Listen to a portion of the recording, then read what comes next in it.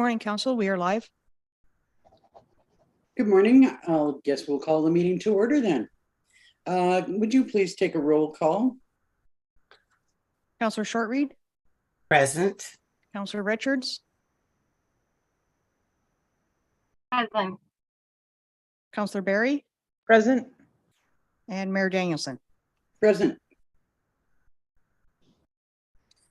We respectfully acknowledge that the Township of Algonquin Highlands is located on Treaty 20 Mishi-Saugeag territory and in the traditional territory of the Mishi-Saugeag and Chippewa Nations, collectively known as the Williams Treaties First Nations. We also acknowledge a historical shared presence of other Indigenous nations throughout the area. We recognize these original inhabitants as the stewards of its lands and waters since time immemorial. Could I have a mover and a seconder, please, to adopt the agenda? Before we do that, I just wanted to make a note that it should be as amended. We've removed closed item 9A, sorry, and item 8A, the Dorset Partnership.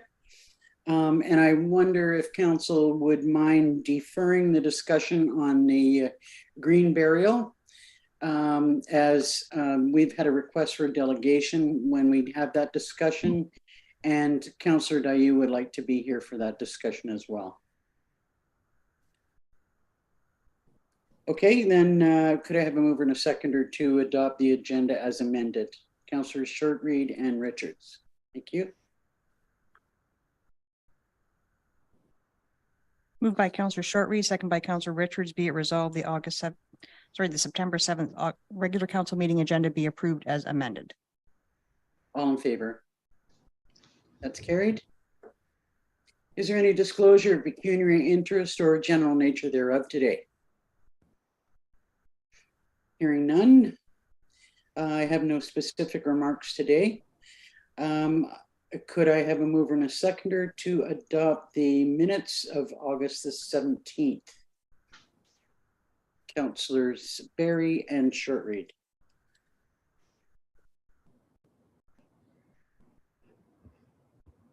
Moved by Councillor Barry, second by Councillor Shortreed. Be it resolved that the August 17th regular council and public meeting minutes be approved as circulated. All in favor? That's carried. Could I have a mover and a seconder to adjourn to the public meeting? Councillors Richards and Shortreed.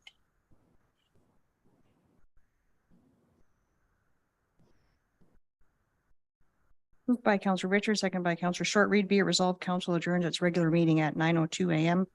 in order to proceed into a public meeting for the purpose of zoning bylaw amendment application AHZBA 823 Barrett, part of lot 27, concession 4, geographic township of Stanhope. All in favor? That's carried.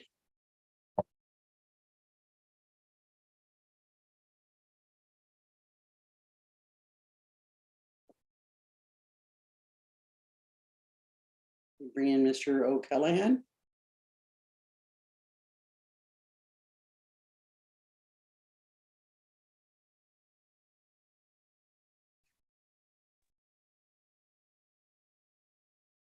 Good morning, Sean. Morning, Mayor and Council.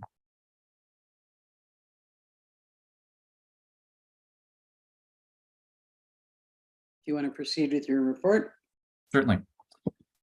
This property is currently zoned rural residential and designated rural under the official plan. The property is approximately 0.78 acres in area with 45.7 meters of frontage on Providence Drive.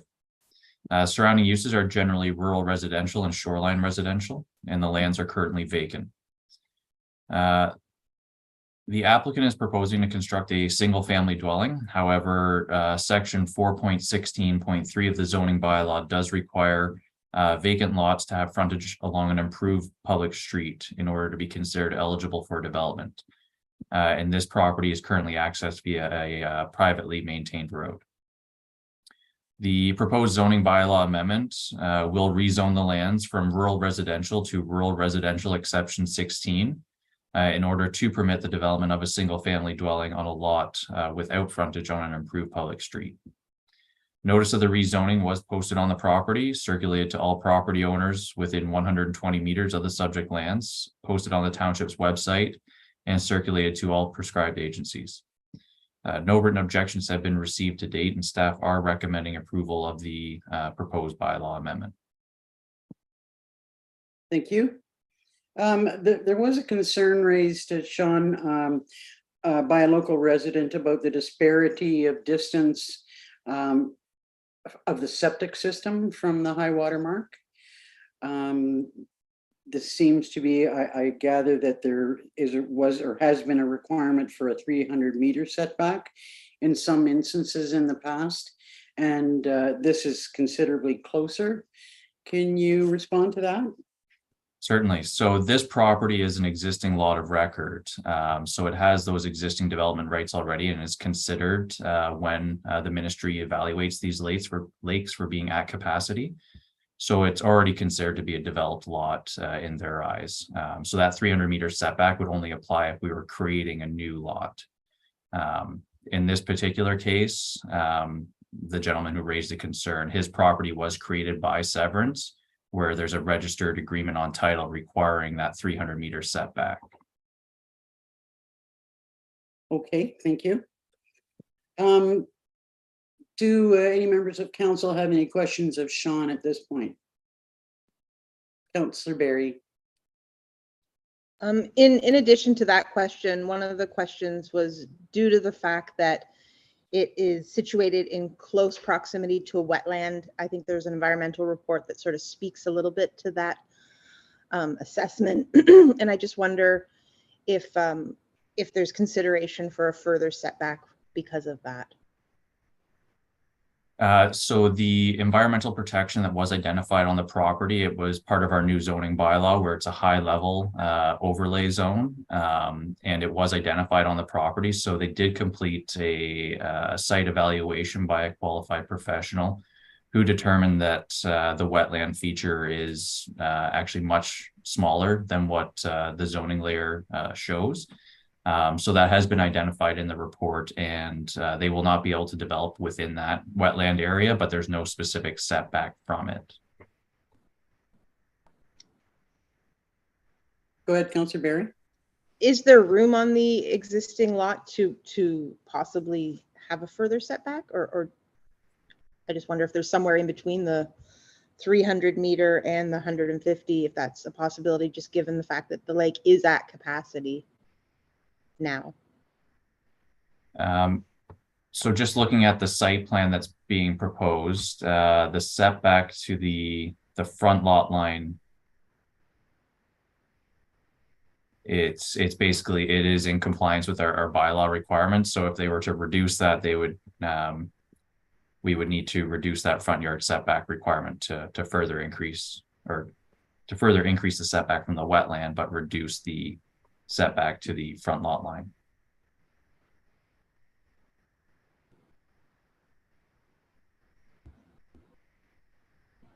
I see, because the wetland is behind the house. That is correct. So by where they're proposing the house, this leaves room for the septic to be located in front of the house, so maximizing the setback from that wetland area. Okay, so I'm just trying to see which I'm looking at the site plan. I'm just trying to figure out which side the water is on. Sorry, I'm trying to find it. So the The water is located to the north of the property. You can see the north arrow at the bottom of the plan. Okay. Thank you. Is there anyone who wishes to speak to the application? I believe possibly Mr. Barrett is here.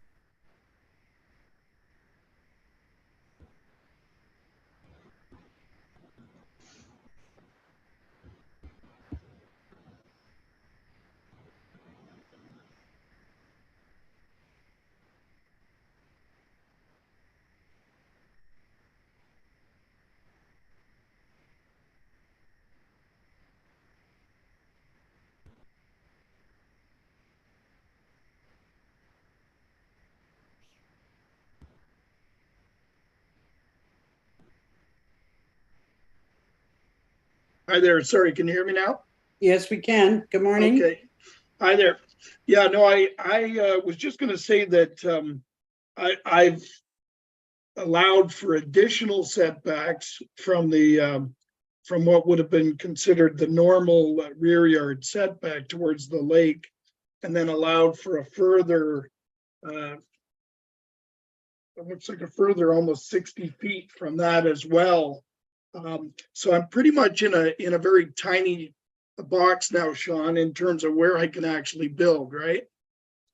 And I've scaled down the size of the house. It's basically only about 650 square feet on the ground floor. So I've really tried to work with Sean to bring this thing in as tight as possible and yet be able to build on it still. Okay, any questions for Mr. Barrett? Is there anyone else who wishes to speak to the application, either for or against? No, Mayor and Council, there's no one present in the chambers to speak to for or against the application. Okay, could I then have a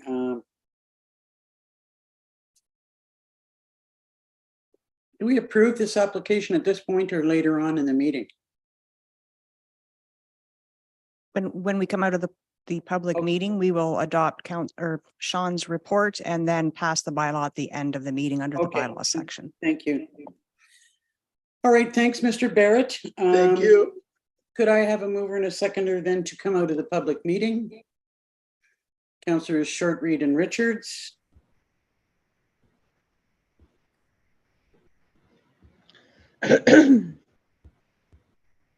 Moved by Councillor Short Reed, second by Councillor Richards. Be it resolved that council adjourns its public meeting at 9:11 a.m. and the regular meeting resume. All in favor? That's carried. Could I have a mover and a seconder to accept Mr. O'Callaghan's report and recommendation? Councillors Short, Reed, and Richards.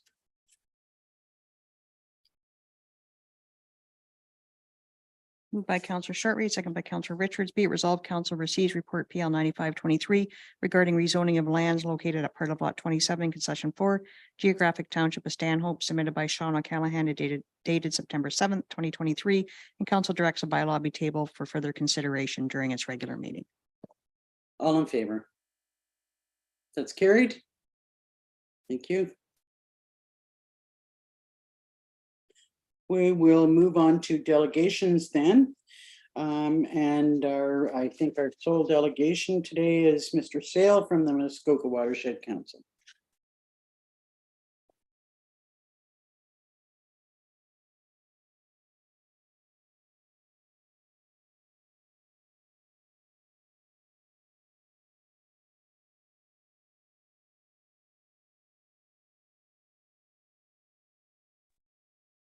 Thank you. Good morning. Good morning.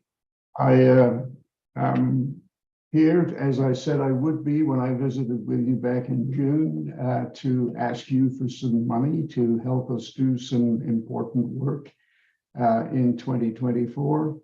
And if we can have the presentation up, I'm going to go through the first half of it exceedingly quickly.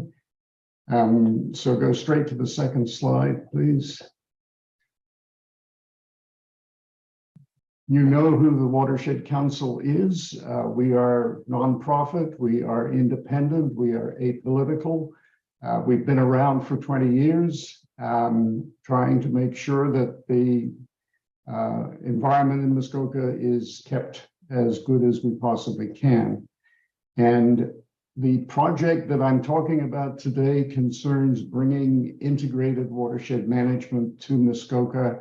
And when I use the word Muskoka, I'm not referring to a municipal area. I'm referring to this general area of Ontario.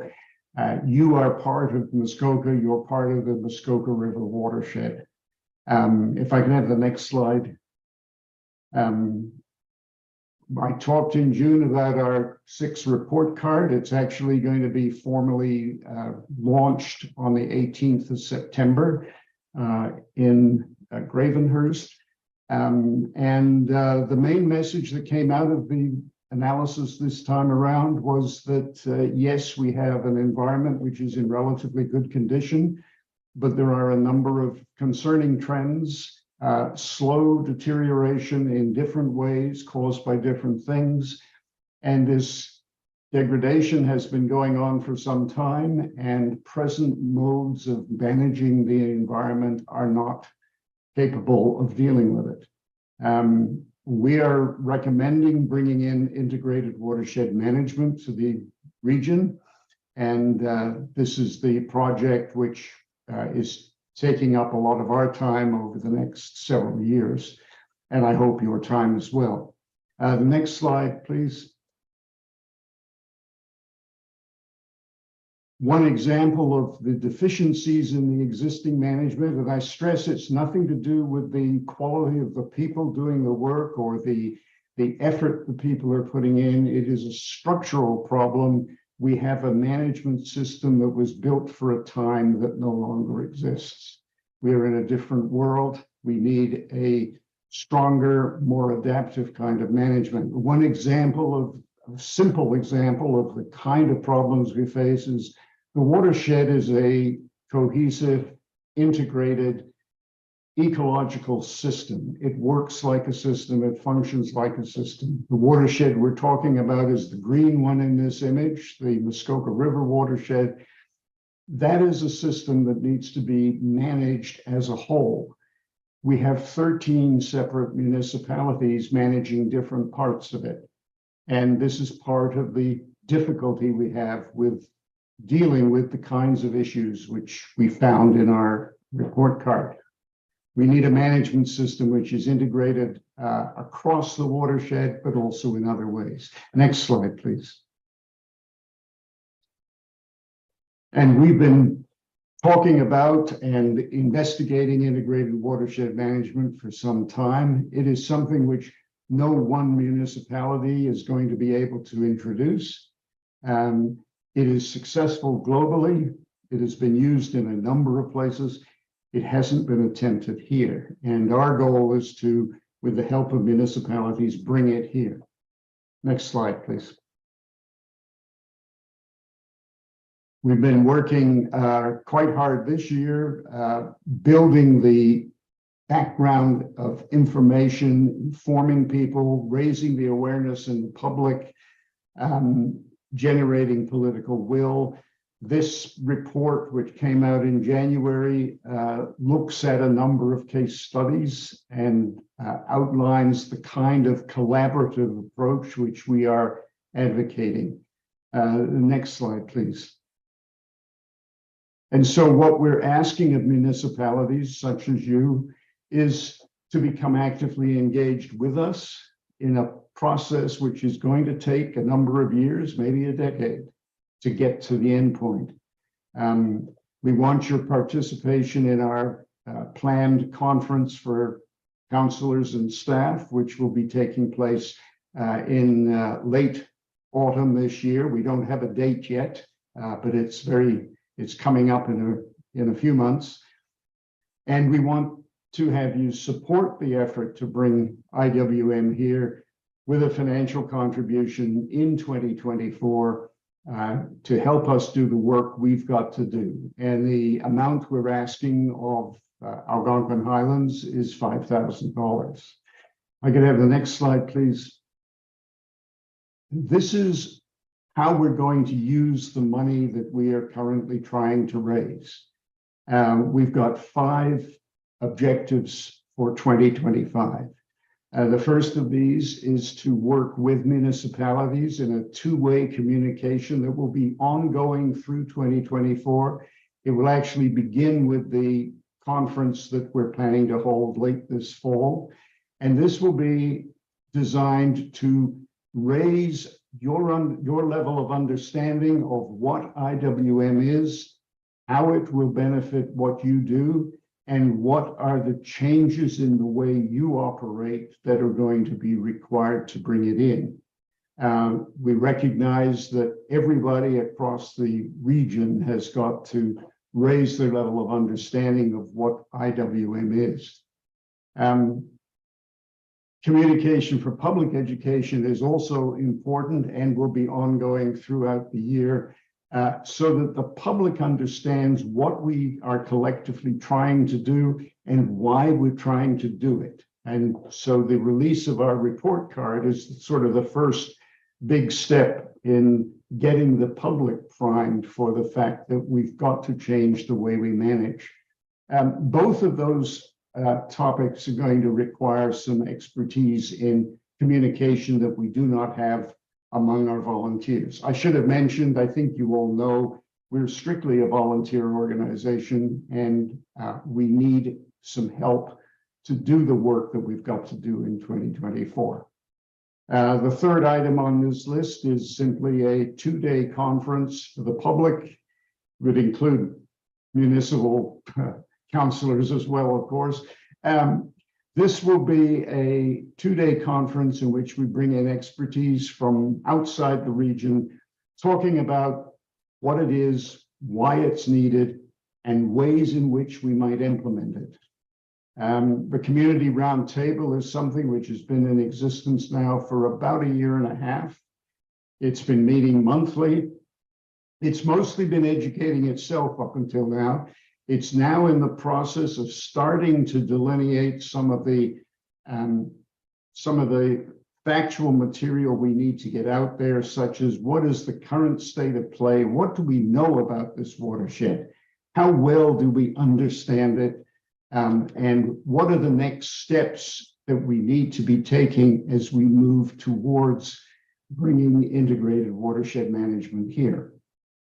I might add all along that at the beginning of this process, now in the next couple of years, we see the Watershed Council playing a leading role, and we can lead because of our independence. We can bring municipalities together in a way that any one municipality or the province might be less capable of doing.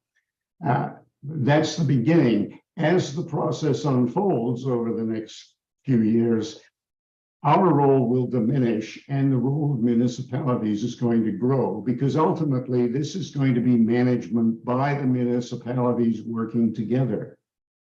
So we're not looking to create a role for ourselves in management in the future. The final item on this list is simply to indicate we have at least a couple of detailed reports which we're going to have to produce, delineating where we are and the first few steps along the path towards a plan. Ultimately, municipalities will be developing a watershed management plan and then implementing that plan. Now, there are some more details on these things in the written request we've sent in. But that gives you an idea of the kinds of money that we need.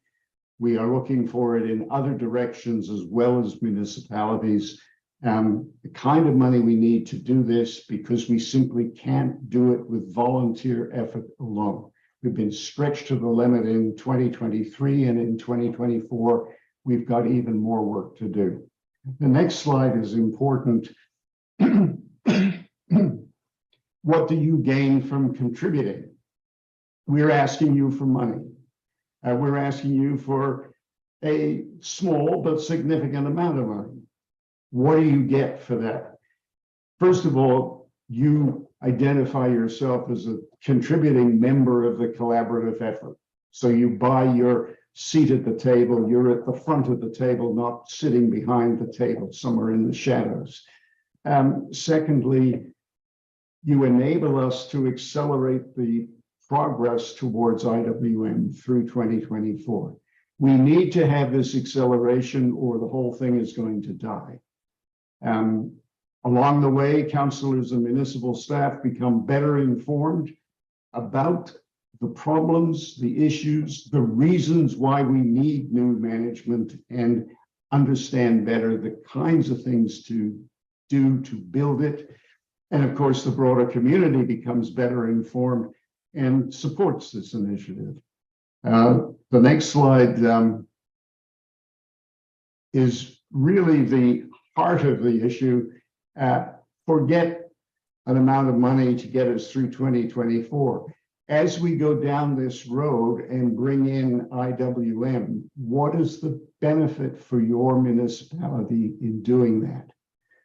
First of all, the approach we're taking protects your autonomy. We're not talking about new structures that are going to impose their will on municipalities. We're talking about municipalities working together but independently. Secondly, there are long-term cost savings simply because of economies of scale. Instead of every municipality having its own climate change policies and procedures, you work more together and you get cost savings in that way. The constituents become better informed. They may even get to the point where they're demanding action on IWM. And the planning policies and processes that are put in place are going to improve environmental outcomes without adding new layers of bureaucracy. We think it's a win-win. We think it's doable. We know it's been done in other places. We want to help you do it in this part of Ontario. And I'm happy to answer any questions at this time, but thank you for your attention. Thank you. First of all, I'd just like to say how much we appreciate the work that the Muskoka Watershed Council has done to date. There has been so much work done by a volunteer organization, as you say, and it's much appreciated. This is a much bigger ask than, I know it's not a lot of money, but it is a bigger ask than you've made to us before. I think primarily that's been to help you with your report presentation, but I can certainly see the value in what you're proposing going forward. Any questions from council? Councillor Berry. I'm just curious to know if this is going to be an annual request or if this is a one-time ask. The way we refer to it is this is a one-time request. We are not creating a situation where we are going to sort of build in an unspoken obligation for municipalities to continue to support us into the future. That's not what this is about. This is providing money that we need, that we can get, we think, relatively quickly from municipalities to help us get through this coming year. We're looking for money from the private sector. We're applying for grants. We had a failed application to FedNor early in the year, and we'll be going back to FedNor and similar sources of funding for certain parts of this project again. So it's not, there's no, if you support us, there's no obligation to continue supporting us. And also, we're not really supporting us. You're supporting a process which we're leading with your help. Other questions for Mr. Sale? I'm wondering whether you're asking for the same amount of money from each of the municipalities equally? No, that's not what we've done. We've approached 8 municipalities. They're the 8 lower tier municipalities which have traditionally been represented on the council, the Watershed Council. Each of them has a different request, and the requests range from 5,000 to 15,000. And we've made the adjustments based on our assessment of the relative capacities of the different municipalities, the sizes of budgets, that sort of thing. Okay, if there are no further questions, the only other comment that I would make is that this is a request that we're going to have to include in our budget deliberations. Sure. So, we wouldn't be able to give you a definitive answer right now. Didn't expect that. But we'll definitely include it in our budget, and hopefully council will look favorably on your request. Thank you very much. If there's anything additional that you need from us as you go through what is always a difficult budgeting time, we'd be happy to provide. Okay, thank you. Councillor Berry. Yes, in one of your comments, you said that you're, in the process of applying for grants, and that is there an opportunity for us to offer a letter of support for the initiatives going forward?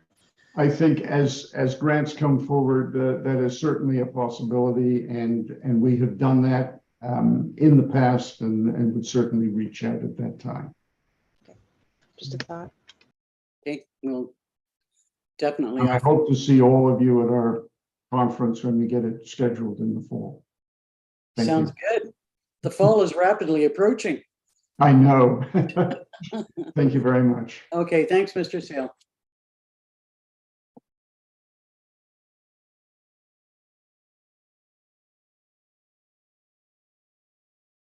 We will now be moving into our closed session.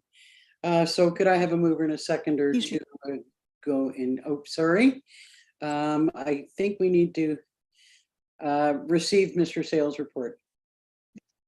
Could I have a mover and a seconder to receive Mr. Sale's report and request? Councillors Barry and Richards.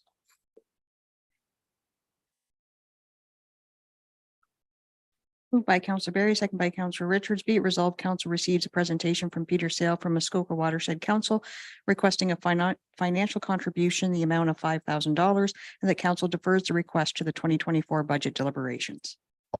All in favor? That's carried. Could I now have a mover and a seconder to move into closed? Councillors Short, Reed, and Barry.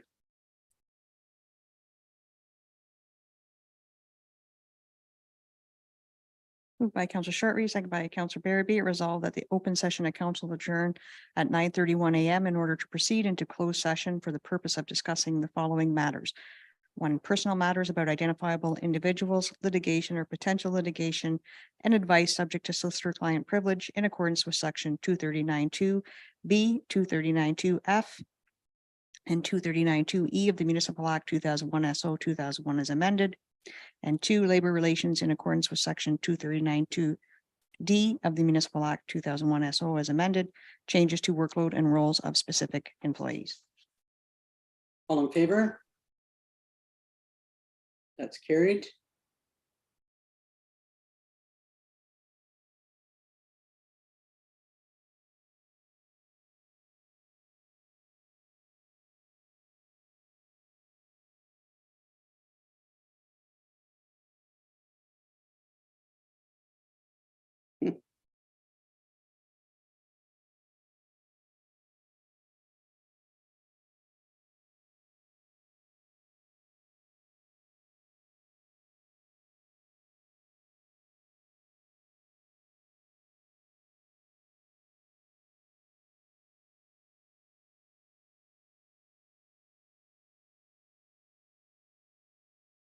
Council, we are live.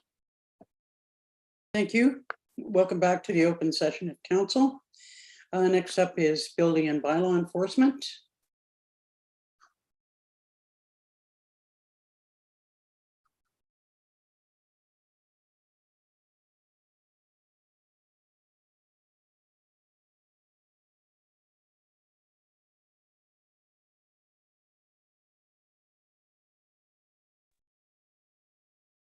Good morning, Mr. Moore. Good morning, Mayor and Council. Just for council's information, I did ask for this to be added to the agenda. I had a concern raised by one of the local Lake Association presidents that there were no hours associated with the noise bylaw other than related to fireworks. And it has been my experience that most noise bylaws do have hours associated with them. So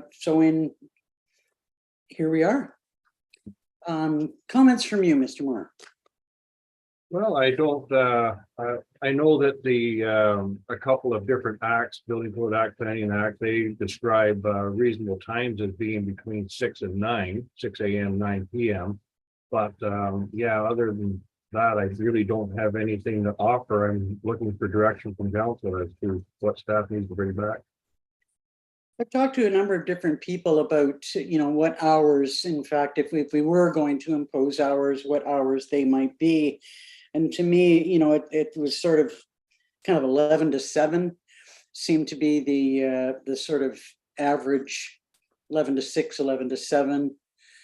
Madam CAO. If the direction of council is to look into times for the noise bylaw, could I suggest that staff do some research on that and then bring something back to council with a draft? Sure, that sounds that be- perfectly reasonable. Any comments or questions from council before we seek a report? Well, that makes that simple. Okay, we look forward to hearing back on that and at a subsequent meeting. Sounds great. Thank you. Thanks, Craig. Yeah. Next up is Parks, Recreation and Trails.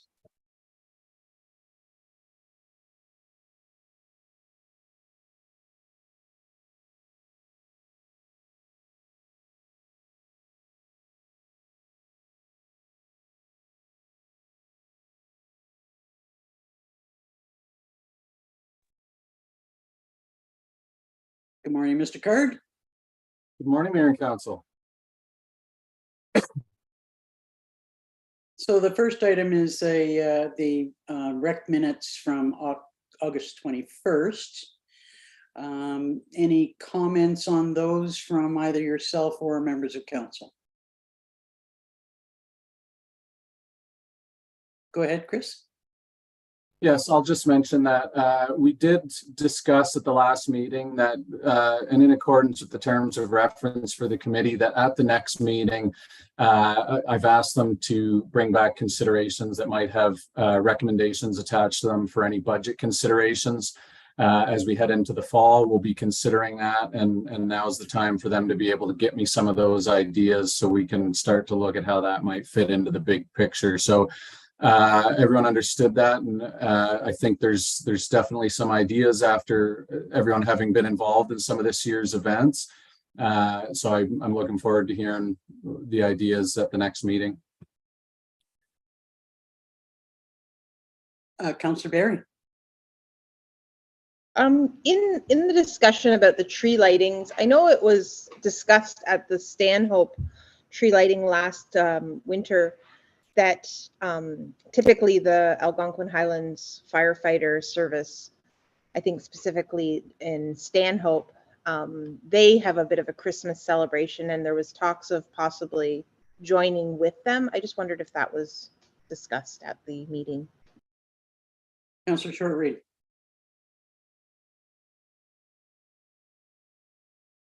We discussed reaching out to both the museum and the firefighters. I emailed, the chief gave me a list, and I emailed 2 firefighters, the president and the vice president, I do believe, of the association. I still haven't heard back from them. But that is our goal. There was a discussion at the museum, and I think there was some willingness there to help, but they weren't quite sure, you know, what was being asked for. But still, I mean, some willingness. I think, you know, one thing for sure, there doesn't need to be a little bit more effort put into Stanhope. You know, when I look at these, you know, the tree lighting celebrations at the 3 locations, it did seem to be a bit lacking, and the tree needs a little bit of work too. Not the tree, the lights on the tree. Go ahead, Councillor Short-Reed. So the discussion was hopefully to obviously make the Stanhope tree lighting a bigger and better event, and we invited the museum and the firefighters to attend our next rec center meeting at Oxtown to discuss further. So that's where it stands right now. Not the whole committee, but No, just a member from each. okay. Councillor Richards. On the museum, they did decide, since Trish has joined the rec committee, that she would act as liaison between the rec committee and the museum. And the museum was simply asked to provide input on making the Stanhope tree lighting a heritage style tree lighting, which I think members of the museum committee plan to provide their ideas to the chair, Adele, to be passed on through Trish acting as liaison to the rec committee. Thank you. Any other comments about the rec minutes? Could I have a mover and a seconder then to receive them? Councillors Richards and Shortreed.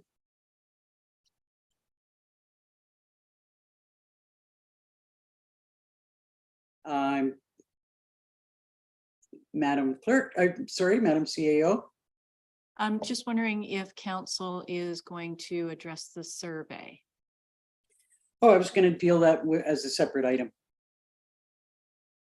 Unless you've got it all under one resolution. It's under one resolution. Okay.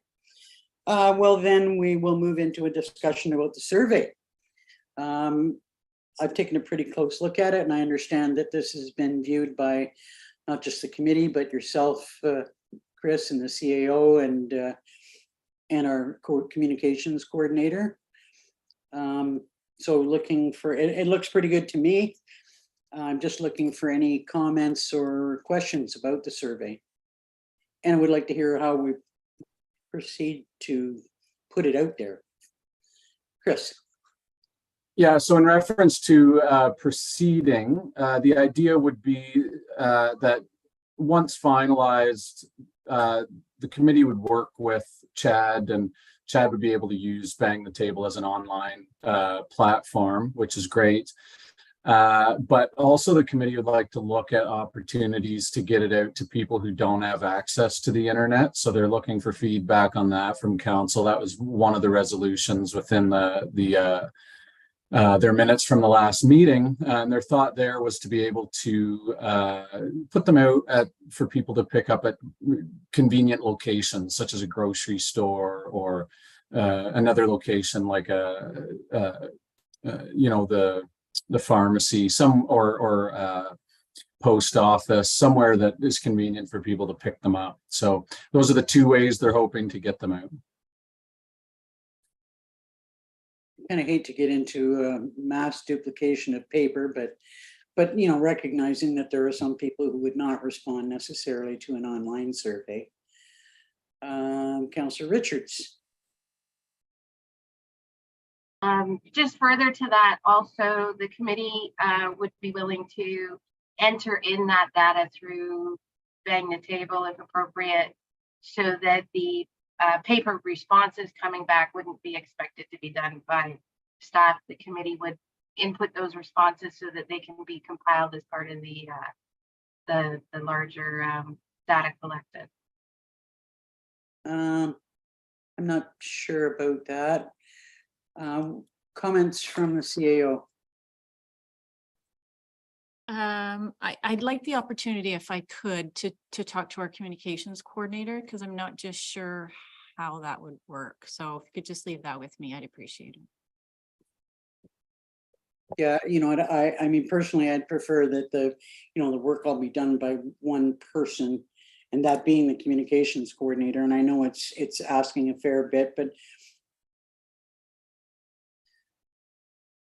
we'll see what Angie brings back to us on that.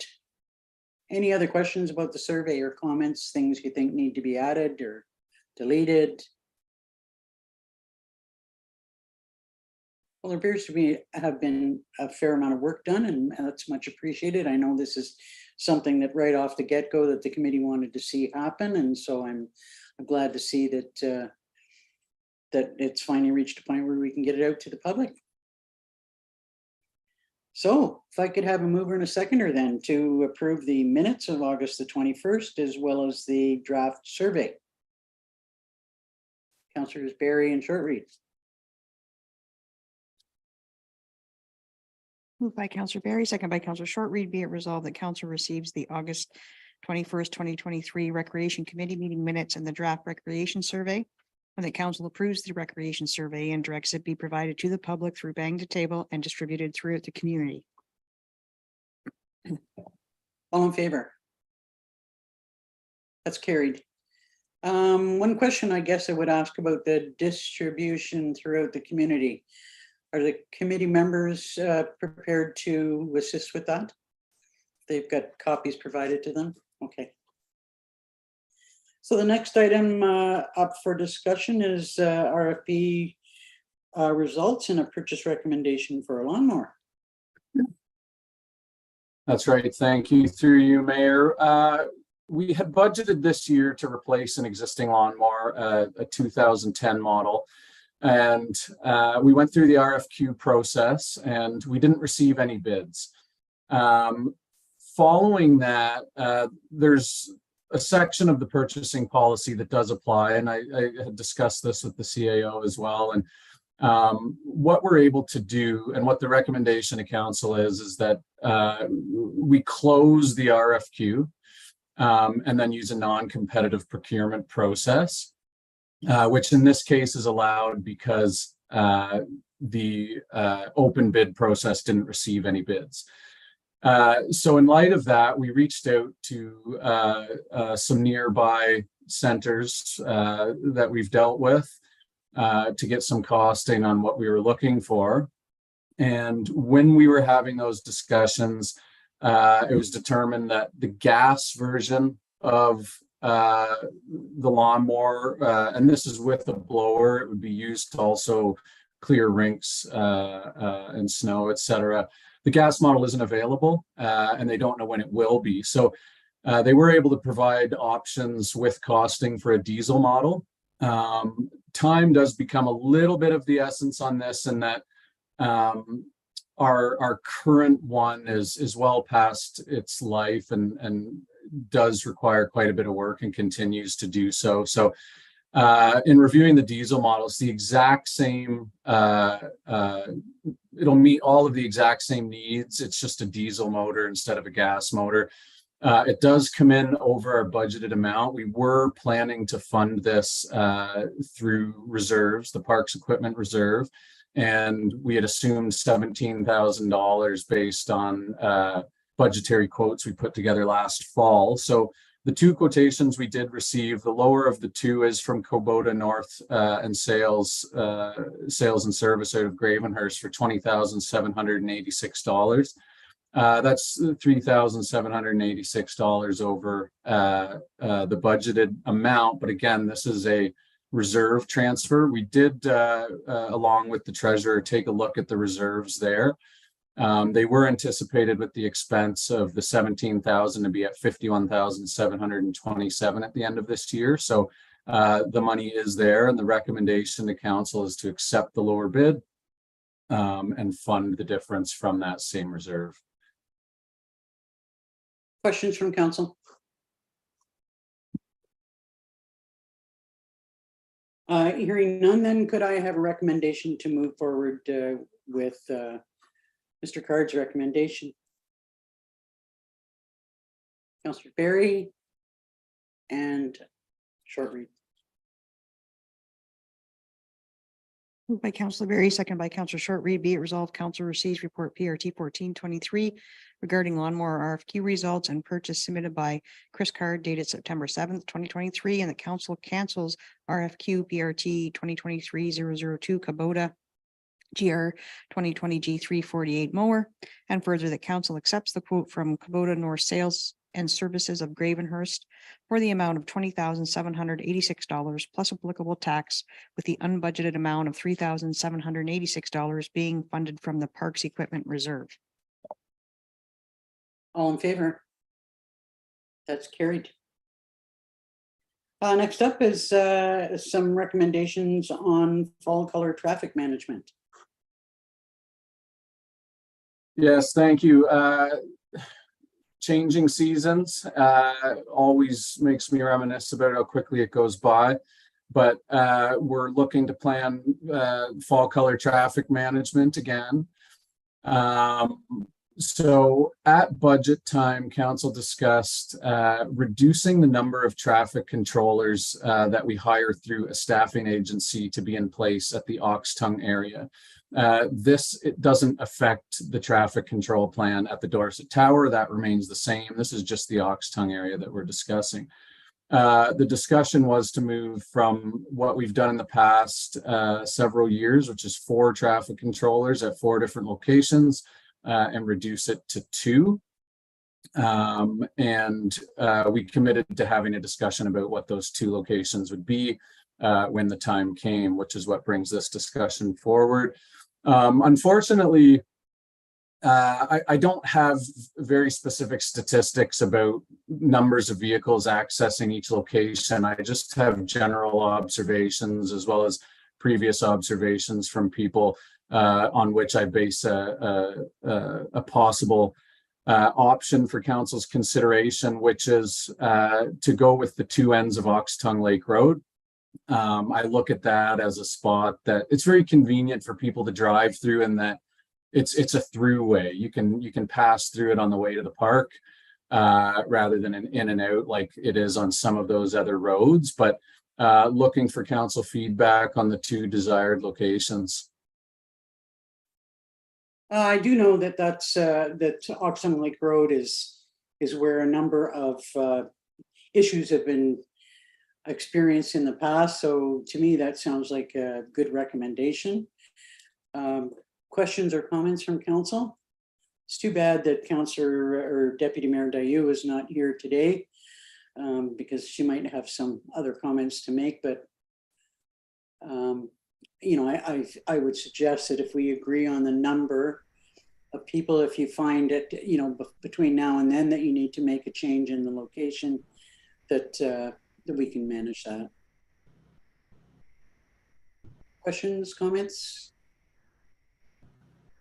Okay, could I have a mover and a seconder then to approve, accept the report and approve the recommendation? Councillor Shortreed and Barry.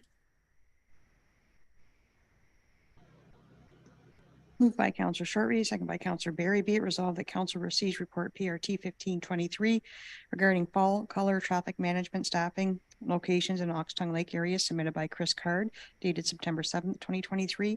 Council directs staff to proceed with the placing of staffing at road closures on both the north and south ends of Oxtongue Lake Road during the Thanksgiving weekend, and that council authorizes the clerk to sign the agreement and hold harmless acknowledgement to the satisfaction of the Parks, Trails and Recreation Manager and CAO between the Corporation of the Township of Algonquin Highlands and People Ready for Traffic Control Management during fall colors. All in favor? That's carried. Thank you, Mr. Card. Thank you. Have a good day. You too.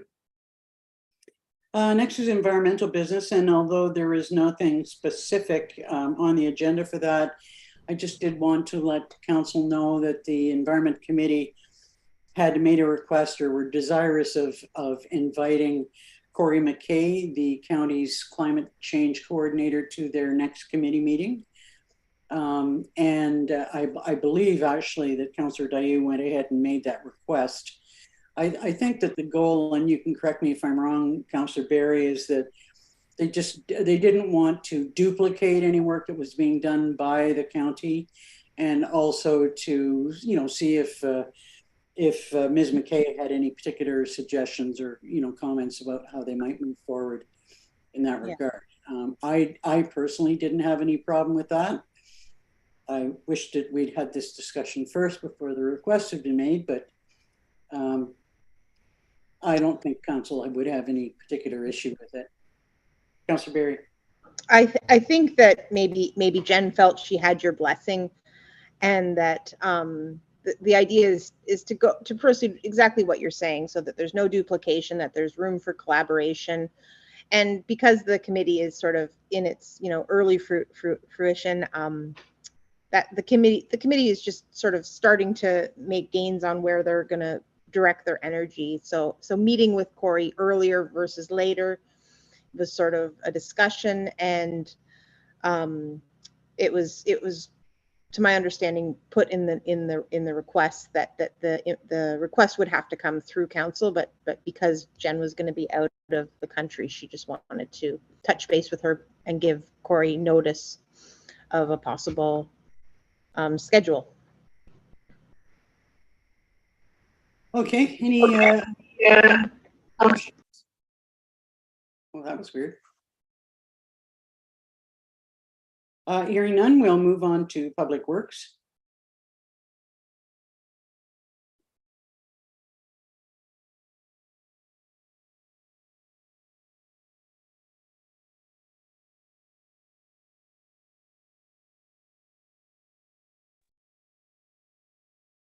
Good morning.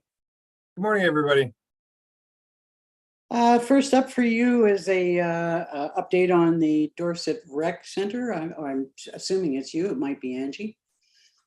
No, I can speak to it. So an update for this council meeting is that the contractor has been on site for most of the past couple of weeks. There has been air testing, pretty extensive air testing that has been taking place. So in addition to the Cambium report, the contractor came in and cut more holes in the wall, did a more in-depth inspection of where the water infiltration was happening, where some mold spores were found, and then just general air quality of the building. So that's been happening up there as well. The water station was removed from its current location, and it was installed at the far end of the Public Works building on Main Street. So that's allowing people to still get water in the Dorset area and not be affected by the construction project. What else has happened up there? Oh, the HVAC contractor has been in there as well and has been set up doing his or their measurements and gathering information on it as well. We've also had Public Works staff and PRT staff into the building to inspect the items that were displayed out of closets and out of the utility rooms and things like that, where items that need to be cleaned or items that need to be kept or items that need to be removed from the building. So that has happened. We've had multiple meetings with the contractor since the last meeting on the air quality testing, on other items that have come up along the way with moving equipment and where we're going to move it to and how we're going to section the building off. In regards to cleaning, they need to clean a section of the building first, and then they can clean equipment and items, and then they can move those clean items into the new clean section. So it's been not a lot of big heavy equipment in the area to really show that we're, getting right at it, but certainly it has been a busy couple weeks getting the contractor going there and different things staff have been doing. So it's moving forward. Any idea, Adam, when actual construction would start or decommissioning or whatever, however you put it? Yeah, when all the drywall gets to be smashed out and things get cleaned up, the fun demo, we call that. Well, we're definitely hoping for that to be started in the next couple of weeks. Once the air quality testing is completed and then report is brought back on that, we're going to get started in there in the meantime with cleaning. So all the items that were left in the building all need to be cleaned. All the surfaces need to be cleaned. So that will take place before they can get moved. And then the big heavy equipment will be brought in, and then the foundation will be dug up and things of that nature will be moving forward. The only other question that I've got is whether we've made somehow notified people that the water station has been relocated. Yes. Yep. There is signage. There is signage at the DRC. There's also brand new signage on the far end of the Public Works building. And the PRT was aware of all of this. They were great in assisting with getting the signage put together. So, yeah, the public is aware of it. Great. Thanks very much. Any questions for Adam?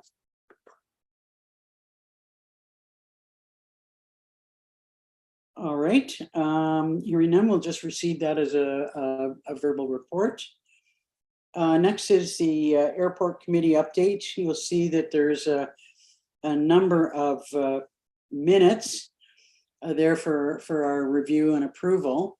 It seems that we're meeting weekly up until the end of the month before the fly-in. This is a very keen group, and they seem to be making some pretty good progress on ensuring that things are in place, and we just pray that it's a good weather day, given everything that's been planned. The one thing that was raised at the last meeting, and I was very clear in letting them know that this is an operational issue, not an airport events or a committee issue, but it was something that I might ask if we can do some follow-up on, and that's the price of fuel. If we can understand why the price of fuel is higher than most other locations. I know that some time ago, people were actually flying into Stanhope because of the price of our fuel, because it was lower. And now that I'm finding that it's almost 30 cents higher than other locations. So would we be able to get a better understanding of that at a subsequent meeting about where the price of fuel stands, if there's anything at all we can do about that or not? I understand it probably depends on the delivery and what the price is at delivery time. Yeah, so I can definitely come back to council with more of a breakdown on how fuel pricing is conducted and the metrics towards it at the airport. Just a couple minor notes of that is that as you can see through the monthly reports, we don't go through a lot of avgas for recreational flying. Yes, we do go through a lot of jet fuel. That's mainly because of the M&R that's on the property, but the avgas, we don't go through it a lot. So if we purchase 10,000 liters at the end of the year last year, and we sit on that 10,000 liters at a certain price for majority of the season, unfortunately, the cost that we pay for that fuel is what we're trying to get back plus the markup. So if we do go through that fuel and then we buy new fuel and top the tanks up, then there's a metrics in there that help us move that fuel over so that we can reduce the cost or increase the cost depending on what the cost of fuel is at the time. And then there's our markup on top of that. So I can come back to council in the next meeting or the meeting after with more of a breakdown on what that looks like and our markup, and see if there's any movement that we can possibly do to help out. Okay, yeah, that'd be great. I mean, and as I said, I did make it clear to the committee that's one thing that's not part of their mandate. But also recognizing that council in the past has also wanted to encourage, as much aviation traffic as we can at Stanhope, that it would be interesting to see if there is, in fact, anything that we can do about that. That'd be great. The only other thing is that we have a meeting this afternoon at 4 o'clock. Yeah. I hope maybe you'll have an opportunity to attend, Adam. I know that it's not always the most convenient thing for you, and we'll pull back a little bit after September. And through your mayor, yes, I will be there. It's my intentions to attend as long as nothing happens between now and then. But you know what, it's great to see. I know we have a lot of meetings. I know where it is an extra, but it is worth it trying to get this up and going so that we can get this event together. I know staff has really been trying hard to get events going, and it really kind of landed on needing a committee to help with that. And it's great that we have a committee that is so dedicated to get this up and rolling, and how quickly it's happening it has been great to see, and we definitely want to support that. So look forward to it. It's a great group. They've all got experience that they're bringing to the table, their willingness to help. It really is a great group.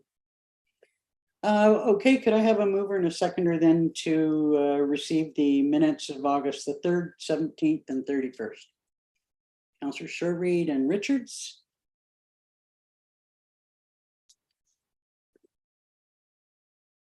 Moved by Counselor Short, second by Counselor Richards, be it resolved that the August 3rd, 17th, and 31st, 2023 Airport Advisory Committee meeting minutes be received as information.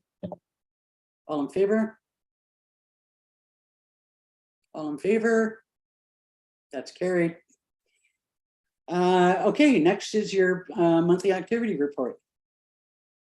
Thank you. Through you, Mayor. There's really not much to bring forward in this report. It's business as usual. Just keep working away, with the way the season is, and thankfully, it's allowed us to really get a lot of projects completed. So we still have a lot of projects ahead of us. So it's heads down and keep moving forward. Any questions on the monthly activity report? Could I have a mover and a seconder then to receive it? Councilors Barry and Shortreed.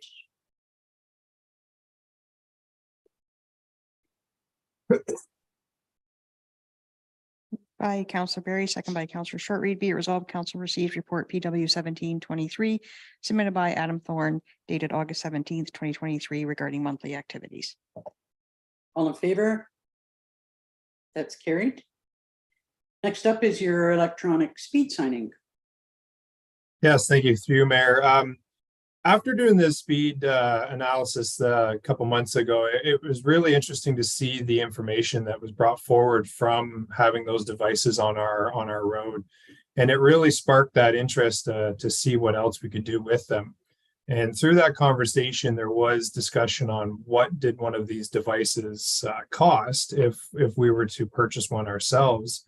And after doing some further research, it's they're actually pretty feasible, inexpensive for us to possibly purchase. And the amount of data that's collected, not only did it show that it did slow traffic down, it did perform a positive calming, traffic calming devices. It also allowed us to see more information as to traffic counts and directions and things of that nature. So my request here would be to purchase two of these these devices, sorry. And these devices also coincide with the same ones that the county use. Therefore, we can either share or borrow, and we can complete more roads if time allows. It would also allow us to do our annual traffic counts on our roads. So having multiple signs would allow us to do multiple roads at the same time, essentially. Being that these devices are also solar powered, it will provide some efficiencies to staff where we can set the sign up, the batteries can stay charged due to the solar, and then when we're done on a road, we can move it to another road without having to bring it back and charge it, and then wait and then take it back out again. So there are some efficiencies to having a solar option. In addition to that, we also look at the calming device allows the traffic to see what their speed is. And if you can recall back to the last report where there's two options, there's stealth mode and there's display mode, we did see a noticeable difference between display mode and stealth mode, where when traffic started to see what they were doing for their speed, it would slow them down, which I think is a big benefit to utilizing these signs, not only on our roads on a regular basis, but for staff safety. If we have a construction project set up, we could potentially set these on each side, which would slow traffic down before they even get to the construction site, which I think would be a benefit. So my request here today would be to purchase two of these signs. Well, I think you heard some positive thoughts about you proceeding with this at the last discussion that we had. And I like the idea of us actually having our own. It gives you a lot more flexibility. We don't have to wait for timing as far as the county is concerned. There is opportunity for sharing, should we be able to do that. Sounds like a good plan. I'd look to council for questions or comments. Councillor Barry. Is this something that would be deferred to the next budget, or is this going forward now? I just remember in other talks about guardrails and that the price to those were quite high, and I I just wonder if we should be putting this in going forward opposed to accepting it right now. You want to respond to that, Adam? Yes, through you, Mayor. Thank you. So we do have budget to potentially purchase these within the working budget. I did have a budget set aside for annual traffic counting, which has not been completed yet. So between that and a couple other projects within the budget line that have come under budget, staff feel that there will be the necessary funds to cover the cost of the purchase of 2 of these signs. Any further questions on that? Councillor Richards. I'm wondering, like, would this reduce our costs on the traffic analysis? Is that what you're saying? We talked about the previous meeting, wondering if it would analyze pedestrian traffic. Is that something they could do, and would that increase that traffic analysis cost to do that? Go ahead. So the traffic analysis report that is ongoing is completed as far as the company coming out and doing their analysis on our roads. So purchasing these signs and the information that it would display for the traffic analysis report, no, there's no benefit to it. However, moving forward, what this will allow us to do for future planning will help feed the traffic plan. And that's the plan that will be coming down the road through the through joint project with the county and the other municipalities, whether that be next year or the year after. Having traffic counts, annual traffic counts, will be able to feed into a portion of that traffic plan. Councillor Barry. I'm sorry, is there no way that we can continue, if needed, to use the county's speed sign together? Well, there is, but there's a considerable, when you consider that the county, I think at the moment, are the only ones that have these signs. So there's a considerable wait time.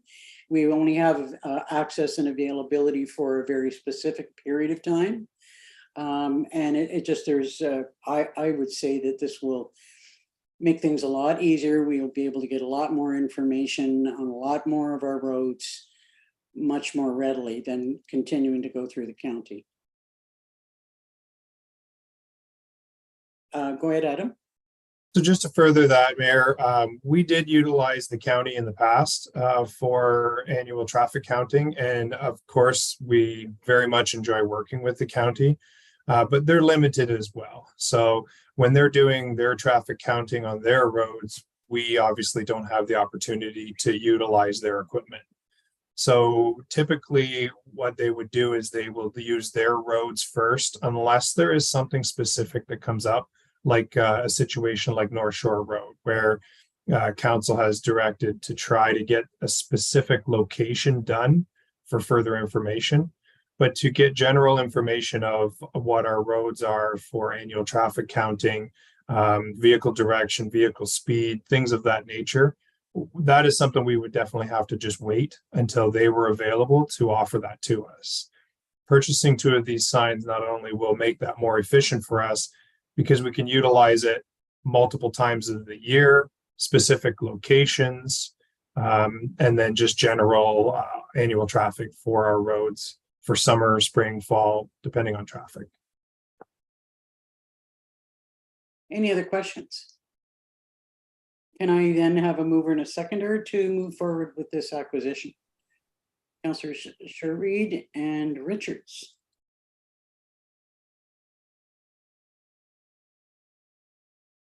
Moved by Councillor Shortreed, second by Councillor Richards. Be it resolved, Council received report PW 1923 regarding electronic speed sign costing submitted by Adam Thorne dated September 7th, 2023, and council approves the purchase of 2 electronic speed signs in the amount of $9,800 plus applicable tax and delivery as a single source procurement and to be funded from the signs and guardrails project line. All in favor? That's carried. Next for discussion was the green burial site plan, and Adam, I want to acknowledge that you've done an awful lot of work on this, and you know, the details that you've given us and the options that you've given us are really appreciated. However, we did receive a request for a delegation on this at the same time that we have this discussion, and Councillor Dayu did wish to be present if possible. When this discussion took place. So council has agreed to defer that until our next meeting. And I just didn't want to just defer it out of hand without acknowledging the work that you've done. And we look forward to that discussion. You're going to make it a lot easier for us and you know how we move forward, that's for sure. As to the Green Burial Advisory Committee update, we have a set of minutes from July the 31st. Are there any comments or any updates that committee members want to make? Hearing nothing, then could I have a mover and a seconder to receive the July 31st minutes? Councillors Barry and Richards.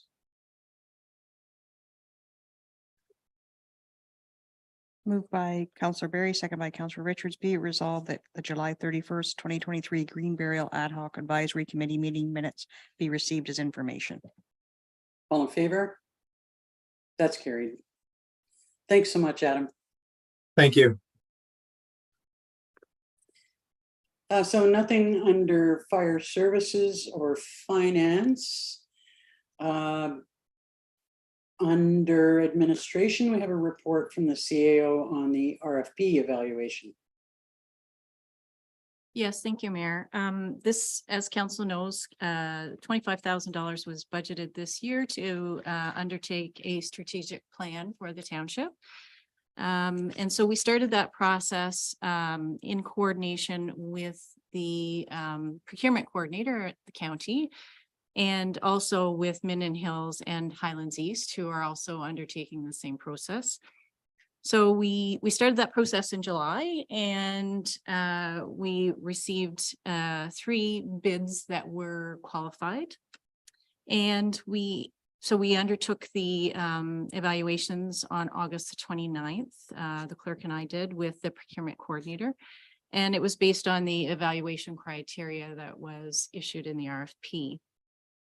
And so those results are there for council to see, and we're making the recommendation that Capital Park Consulting be awarded the project based on the evaluation criteria.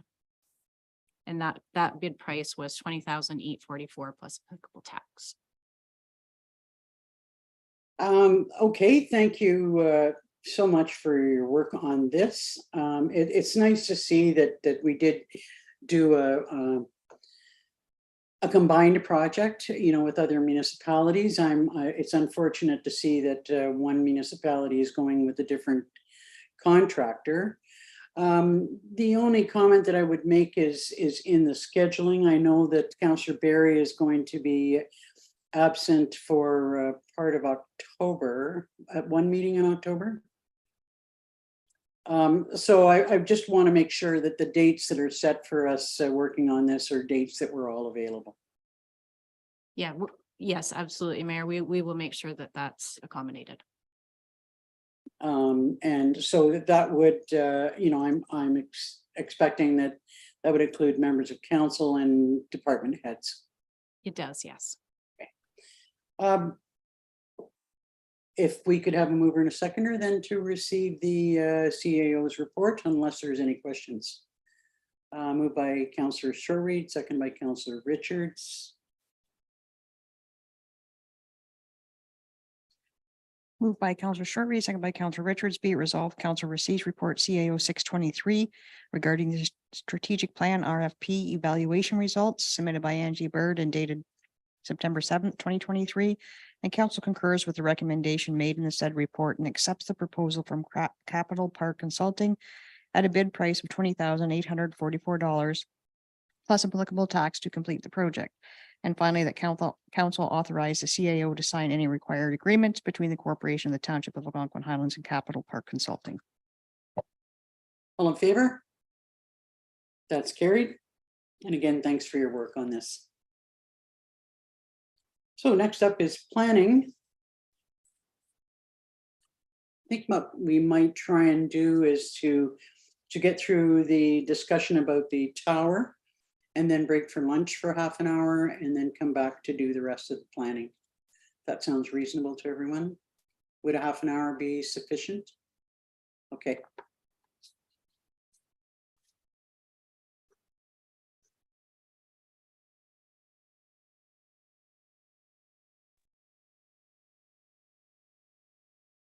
Welcome back, Mr. O'Callaghan. Thank you, Mayor. And the your first item for discussion is the proposed tower in Oxon Lake. Yes, thank you. Yes, Rogers originally proposed to install a 60-meter tower at 4539 Highway 60. This proposal did not receive concurrence from council at its regular meeting in April of this year. They have now submitted a new proposal, which is for a 90-meter tower located at 1041 Harris Road. The new proposal has resulted in an increase in height from the originally proposed 60-meter tower to a 90-meter steeled guide wire tower. Rogers did hold a public meeting for the new site on August 14th of this year. And attached to my report is the public consultation summary. As Rogers has now followed the public consultation process as identified in the township's telecommunication facility installation policy, staff are recommending that council grant concurrence for this new proposed site. Okay, the only comments I'd make before I look for questions. I just wanted council to acknowledge or realize that we had at some point in the past accepted without question installing a 90-meter tower in the Maple Lake site, which kind of it sort of just shows the difference in locations and feelings. I think that the main concern or question, and I'm not sure if you can respond to this, Sean, is the fact that the geographically the land is 30 meters higher than the previous location, and now they're adding 30 meters to the tower, so that they're in the 90-meter tower with the requirement for lights. Now I know that Rogers have been urged and have been advised by EORN that they have urged Rogers to do everything that they can to shield the lighting. But I still don't quite understand the need for the higher tower, given the increase in elevation of the land. So just from comments that the Rogers reps made at the public meeting and going through the comments that they responded to the public as well, my understanding is that the site's 1.2 kilometers further away, and topographical constraints require the additional height, just with the line of sight, the way that these towers work. So it was necessary based on their research. Now, I'm not sure whether council are prepared to move forward with this today. And I do know that Rogers had belatedly asked for a delegation, and as I say, it was belated. I think it was only a couple of days ago, which obviously was not enough time to be a delegation. And, if you're not comfortable moving forward today, we can defer this until they can be here to respond to questions.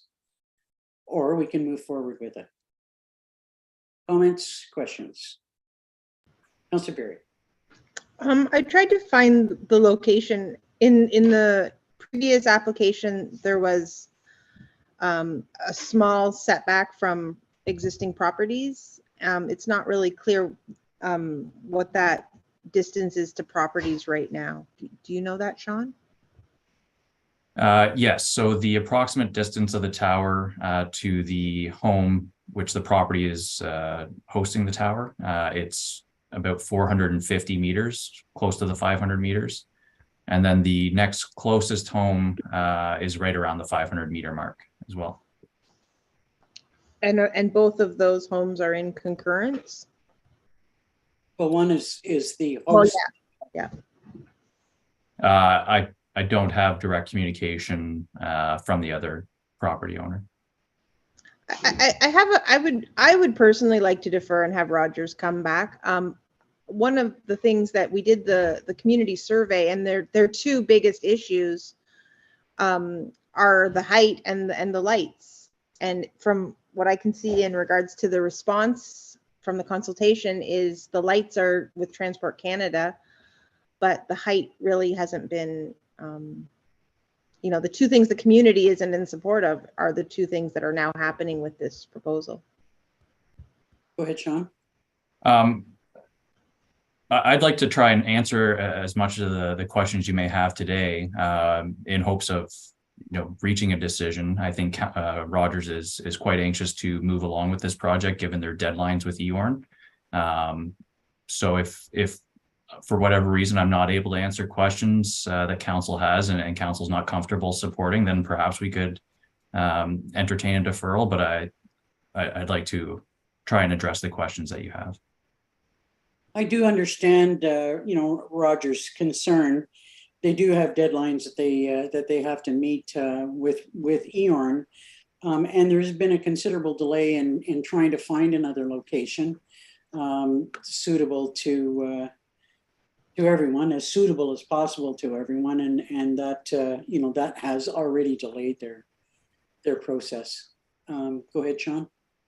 Yeah, and going through the comments and their responses to concerns that were raised, I do have some communication from Rogers that addresses the height question. So I can read that for council if you wish. Okay, sure, if you would. Okay. So in addition to servicing the previously targeted service area around Oxtongue Lake, which is now 1.2 kilometers farther away, the new location offers an opportunity to broaden service coverage along Highway 60 to the north and the east and into Algonquin Park.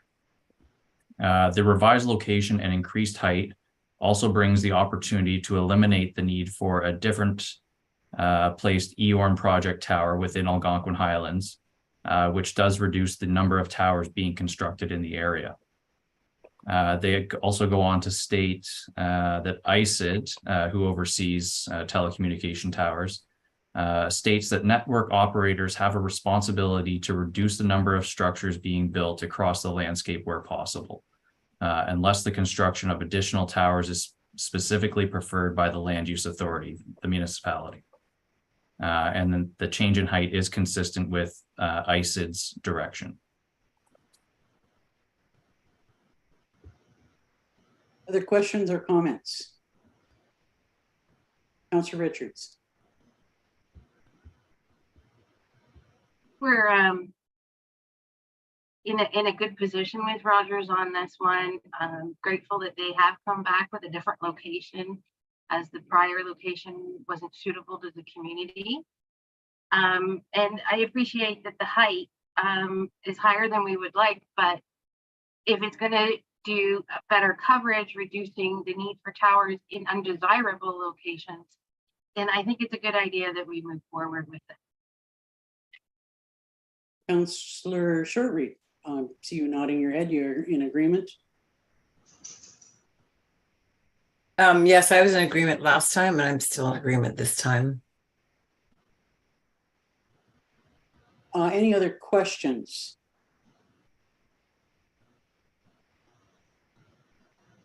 Well, could I have a mover and a seconder then to move forward with this application? Councillors Richards, seconded by Councillor Shortreed. Moved by Councillor Richards, seconded by Councillor Shortreed. Be it resolved, council receives report PL 9723 regarding the proposed Rogers Telecommunications Tower Site C8494 submitted by Sean O'Callaghan dated September 7th, 2023, and council is satisfied the procedures in the township's telecommunication facility installations policies have been followed in order to comply with the requirements for consultation with the public and land use authority for the tower proposal.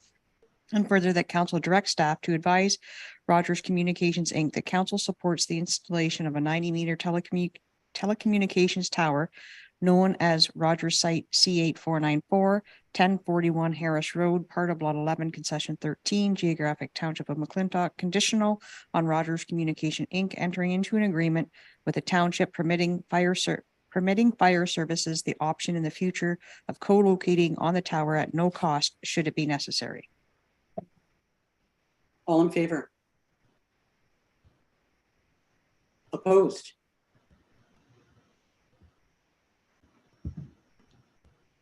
You've got to be one or the other, Councillor Barry.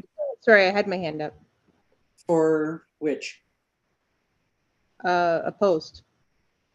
Okay, that's carried.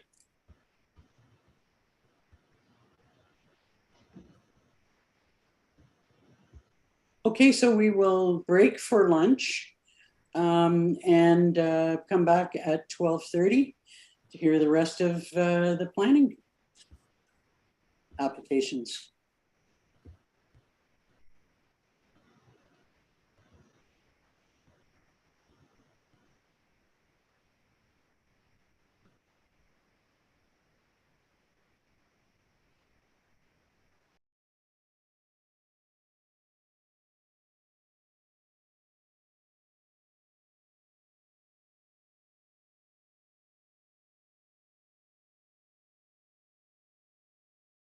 We're live, council.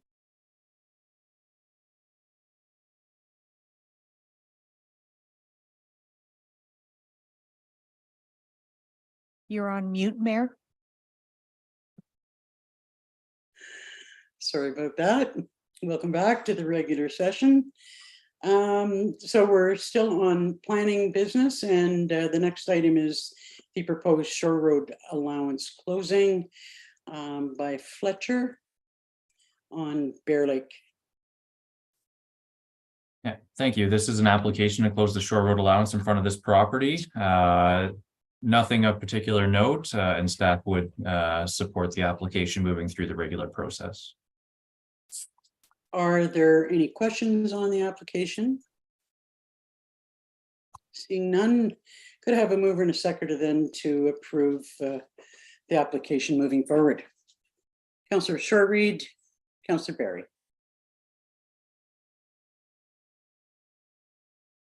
Moved by Councillor Short-Reed, second by Councillor Barry. Be it resolved, council receives report PL 9823 regarding proposed shore road allowance closing, fronting property located at part of Lot 10, Concession 4, Geographic Township of Livingston, Fletcher, Bear Lake, and that council approves in principle application OSRA 1523 made to stop up closing of the said shore road allowance, and for the applicants are requested to proceed in accordance with the shoreline road allowance closing procedure.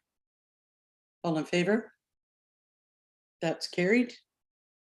Next is a proposed shore road allowance closing by Barry on Couchog Lake. Thank you. Yes, this is another application to close the shore road allowance in front of this property. Again, it seems like a fairly straightforward application, and staff would be supportive of it proceeding through the regular process. Are there any questions on the application? Hearing none, could I have a mover and a seconder then to approve the application? Councillors Short-Reed and Richards.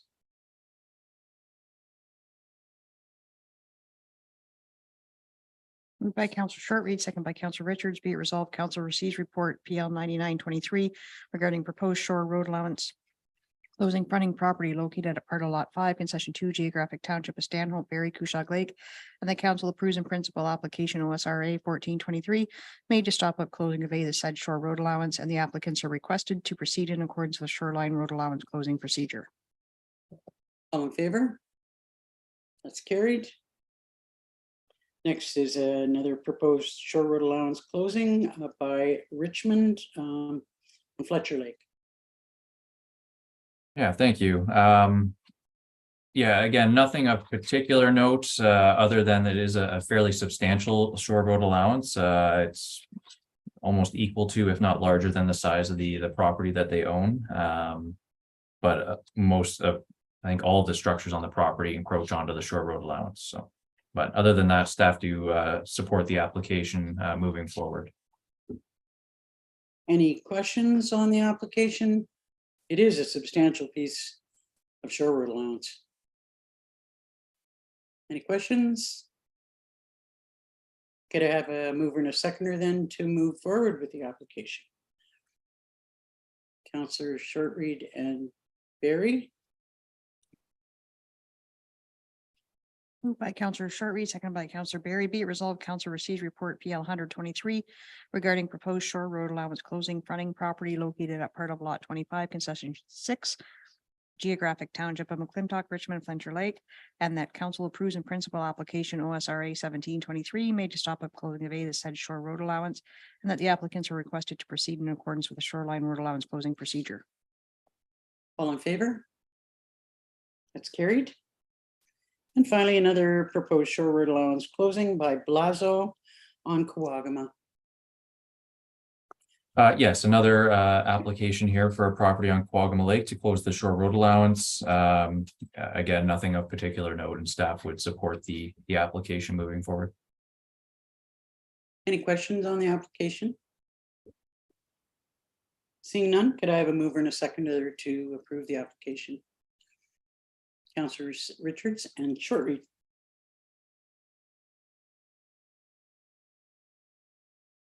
Moved by Councillor Richards, seconded by Councillor Shortreed. Be it resolved, Council receives report PL 10123 regarding proposed shore road allowance closing fronting property located at part of lot 24, concession 1, geographic township of McClintock, Blazo, Quagama Lake, and that council approves in principle application OSRA 1823 made to stop up, close, and convey the said shore road allowance, and that the applicants are requested to proceed in accordance with the shoreline road allowance closing procedure. All in favor? That's carried. And last, but oh no, it's not last. Next item is the questions that were submitted to us on the license of occupation. A lot of good work done by you, Sean. Thanks for your efforts there and for the information that you put on the website.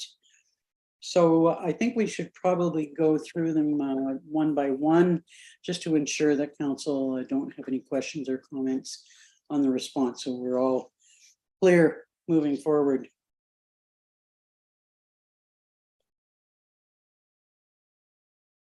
Okay.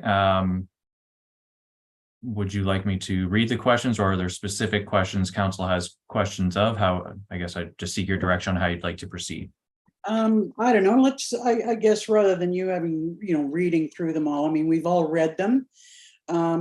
Let's see where council I've got a number of, quite a few comments and questions. Let's see where we land. Are there any, let's go with, does anyone have any question or concerns with the response to item number 1?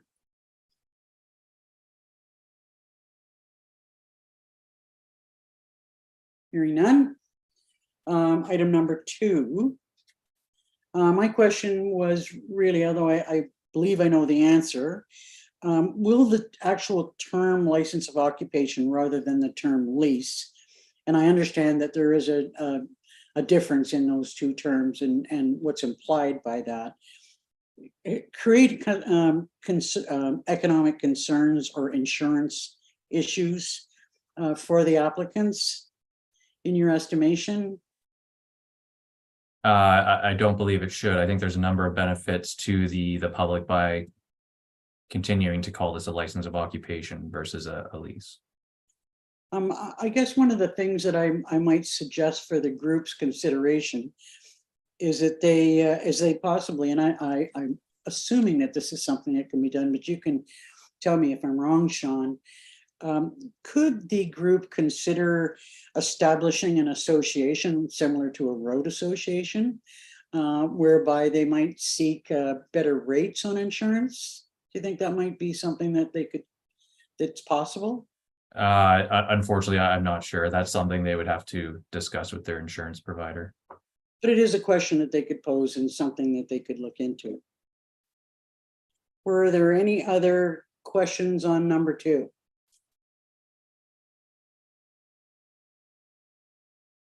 Any concerns about number 3?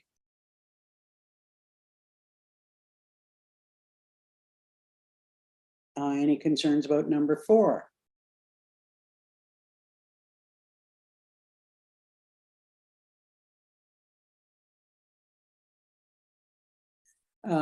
Under number 5, My question here is, although I accept the fact that the township does have the right, reserves the right to terminate a license of occupation, is there any opportunity, or would there be any opportunity, depending on the circumstances involved, to work with the applicant?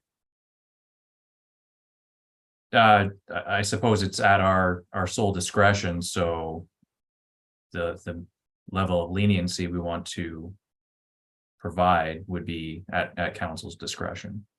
I just know that there have been times when, you know, when there's been amounts of money due, that we may have made arrangements for payments to be made, or alternate arrangements. I just wondered if, I mean, if that's just like, that's it. Your line, we're pulling your license, or if that each, as you say, in most cases, that each application would be dealt with by its own merits.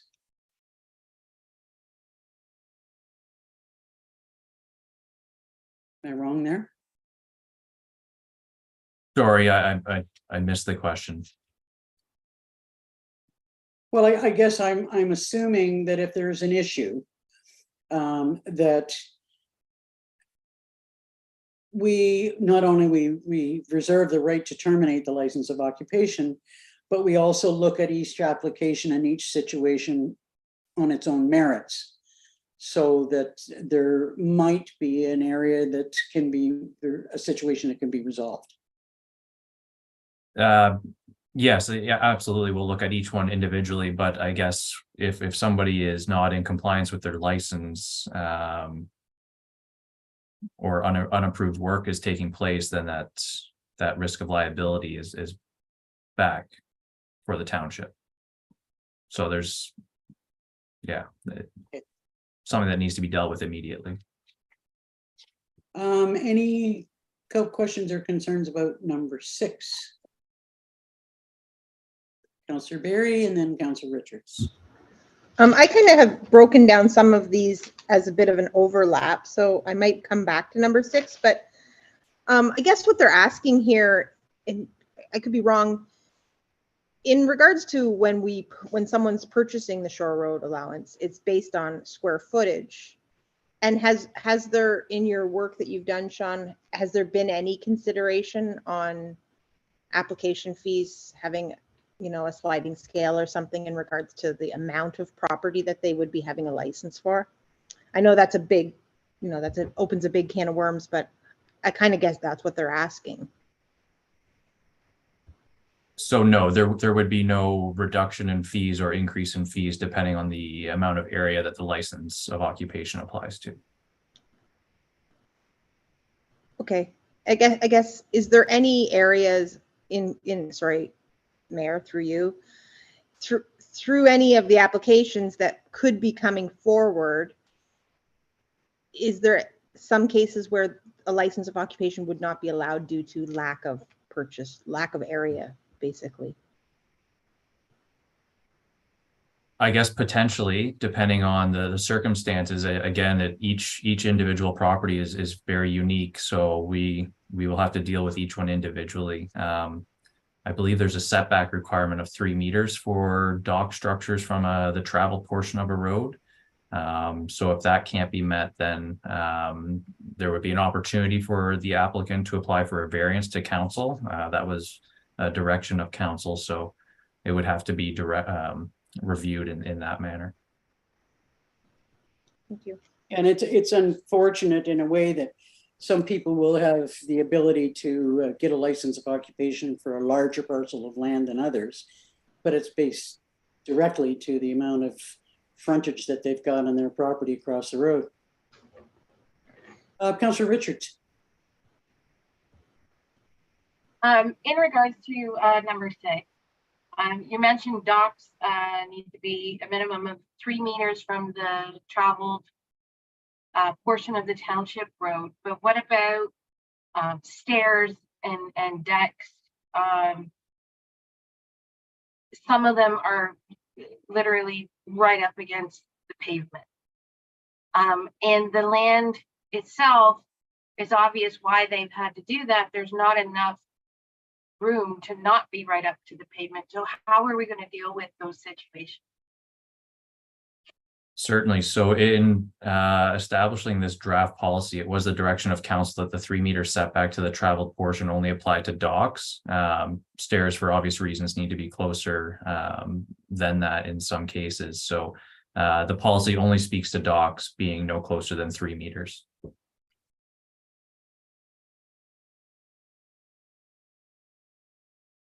Go ahead, Councillor Richards, and then Councillor Barry. So would that mean that we would allow stairs to be right up to the road?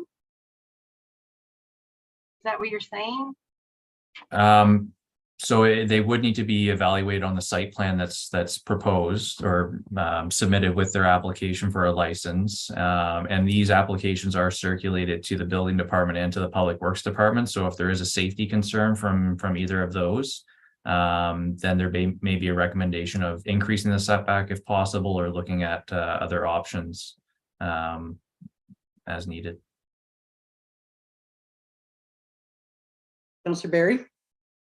Sorry, just sort of going off of what Councillor Sabrina Richards said. In regards to the stairs, it was sort of a discussion of council that stairs wouldn't be included in the setback. So is there a potential that stairs not be included in the license of occupation at all? I'm just wondering if, obviously there's, this has opened a lot of discussion. If people had a stairway to the water's edge and, just wanted to access it for swimming, would they still need to enter a license of occupation if they just had a stairway? The answer is yes. Any structure, any private structure that's located on township property would be subject to a license of occupation.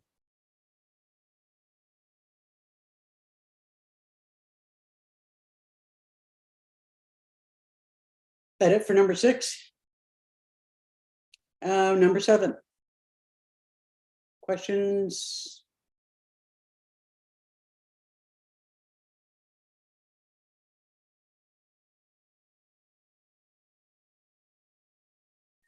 Hearing none. How about on number 8?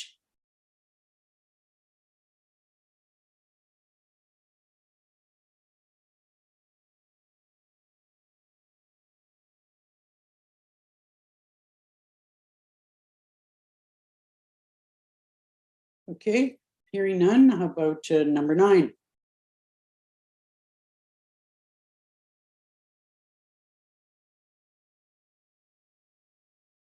think that's pretty clearly answered.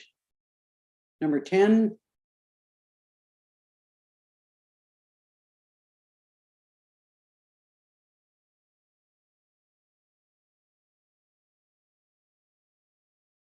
Hearing none. Number 11.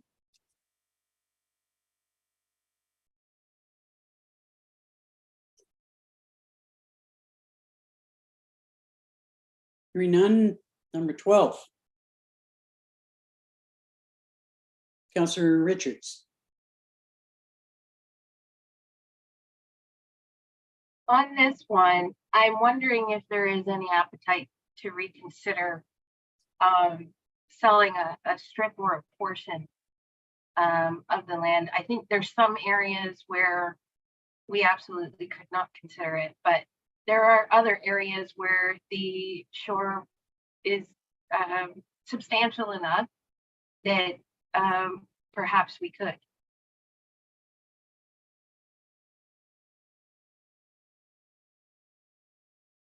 I'm looking to you for a response, Sean. I would strongly advise against that. It's in the township's best interest to maintain the full care and control of the road allowance for future needs. Once that land is disposed of, it's very difficult to get that back if we need to expand the road in the future, 100 years from now. Even 10 years from now. Yeah. In addition, you're kind of setting up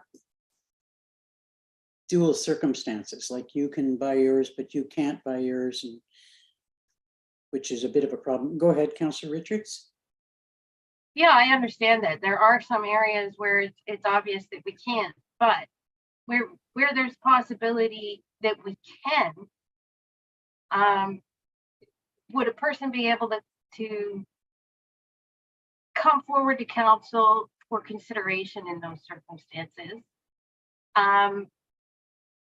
That we would be open to considering it, because I can't understand if we had to do works on the road, there is a certain amount of room that we need, but if we had to expand the road, I just don't see that we would be expanding the road into the lake. If anything, we would want to do it the opposite direction, which may cause a problem in and of itself that way. But you know, I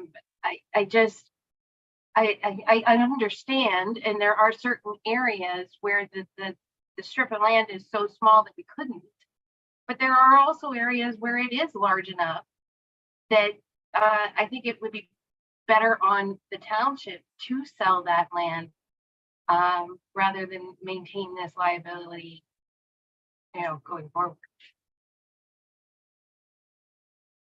Well, you've heard Sean's response, and I think it's his role to give us the best possible advice. And I suspect if we'd asked for legal advice, we would probably get the same response from him.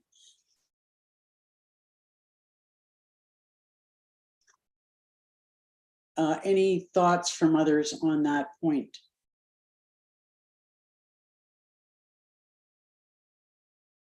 On number 13, given your comment that this would be at the direction of council, I would wonder why the township would subsidize any of the costs. You know, we have made and are continuing to make every effort to reduce the costs here. But you know, if you look at, for instance, anybody who's living on rural land and not under any waterfront category, why would they want to subsidize someone else's right that they don't have? I just don't see us subsidizing anyone other than doing our best, making our best efforts to look at reducing the costs. Councillor Barry. Yeah, I don't necessarily see it as subsidizing, but I think there is room for discussion in regards to some of the fees, especially maybe if, you know, if we're setting a lease for 10 years, maybe we agree to come in at a lower rate for the first 10 years and then discuss going up down the road. I see that as more of an incentive than versus a subsidy. But anyway, that's what I have written down here. Okay, so I mean, we're about to get to that in the next couple of points. Yeah, well, I definitely don't agree with subsidizing the costs. I do think that there's some room for a little bit of wiggle room here. Not necessarily in number 14. I do see the need for having, you know, sufficient monies to cover any untoward circumstances that we might find. And everybody's been advised that, you know, although for most properties the cost is considerably less, they will have the rest of the funds returned to them. Any other thoughts on number 14? Councillor Barry. This sort of is a little bit of 13, 14, 15, but I just think for the public that are watching, I know we've discussed it before and I've answered the question several times, but maybe Sean could just go over again the costs associated with buying your shoreline in the case of when you can buy it. Like, I know there's a square footage fee, there's a survey requirement, as well as an application fee. I think it should be noted. And a legal fee. And a legal fee. So I just think it should be noted for maybe it wasn't a direct question within this, but I think it's worth having it stated on the record. Certainly. So that is one of the more popular questions I answer throughout my day here. It's something I could probably put on a recording. So the application fee is $750 when purchasing a shore road allowance, plus a $2,250 deposit. And then the land is sold at 70 cents a square foot. Plus you would also have your legal, or not legal fees, your surveying costs, because a survey would be required. And the average survey would be Just Uh, ballpark. $5,000 to $20,000. It's a very broad range, very dependent on the property itself.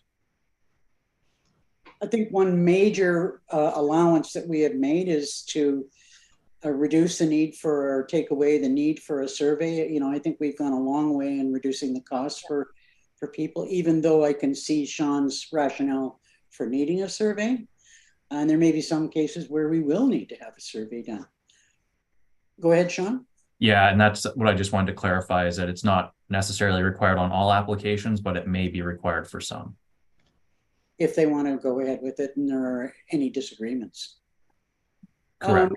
With respect to the $2,200 deposit on the acquisition of a shore road allowance, what's the difference in with us asking for $2,500 as opposed to the $2,200? It was really just to round up and to make sure that there was enough. We haven't gone through a license of occupation registration through this policy, so I wanted to err on the side of caution and make sure that there was sufficient funds there should they be needed. Acknowledging that they'll have all the funds returned that aren't used. That's correct. Councillors Barry, then Richards. Just questions for Sean. Sean, when you go through either a license of occupation or a shore road allowance purchase, and there are those legal fees, you know, paid and then work done with the lawyer, when something is put on title, what is the mechanism that then involves MPAC? I guess just administratively, how does that work? Does MPAC get notice from our lawyers? Does it happen through administratively on our end? I'm just curious on how that works. Well, the registration happens through the registry office. Okay. And then is that flagged to MPAC basically? I believe so, but it's not, we don't send anything directly to MPAC when we're registering something on title. Okay, thank you. Sorry, Councillor Richards. Can you give me an example? Like we talked before about the legal costs likely ending up somewhere around $300 to $500. Can you give me an example of where it would go up to something like $2,000 or even $1,500? And so the reason why we're requiring such a high deposit compared to what we actually expect the cost to be? Certainly. So just as an example, the legal costs generally for a shore road allowance closure are around $1,200 to $1,500, I would say.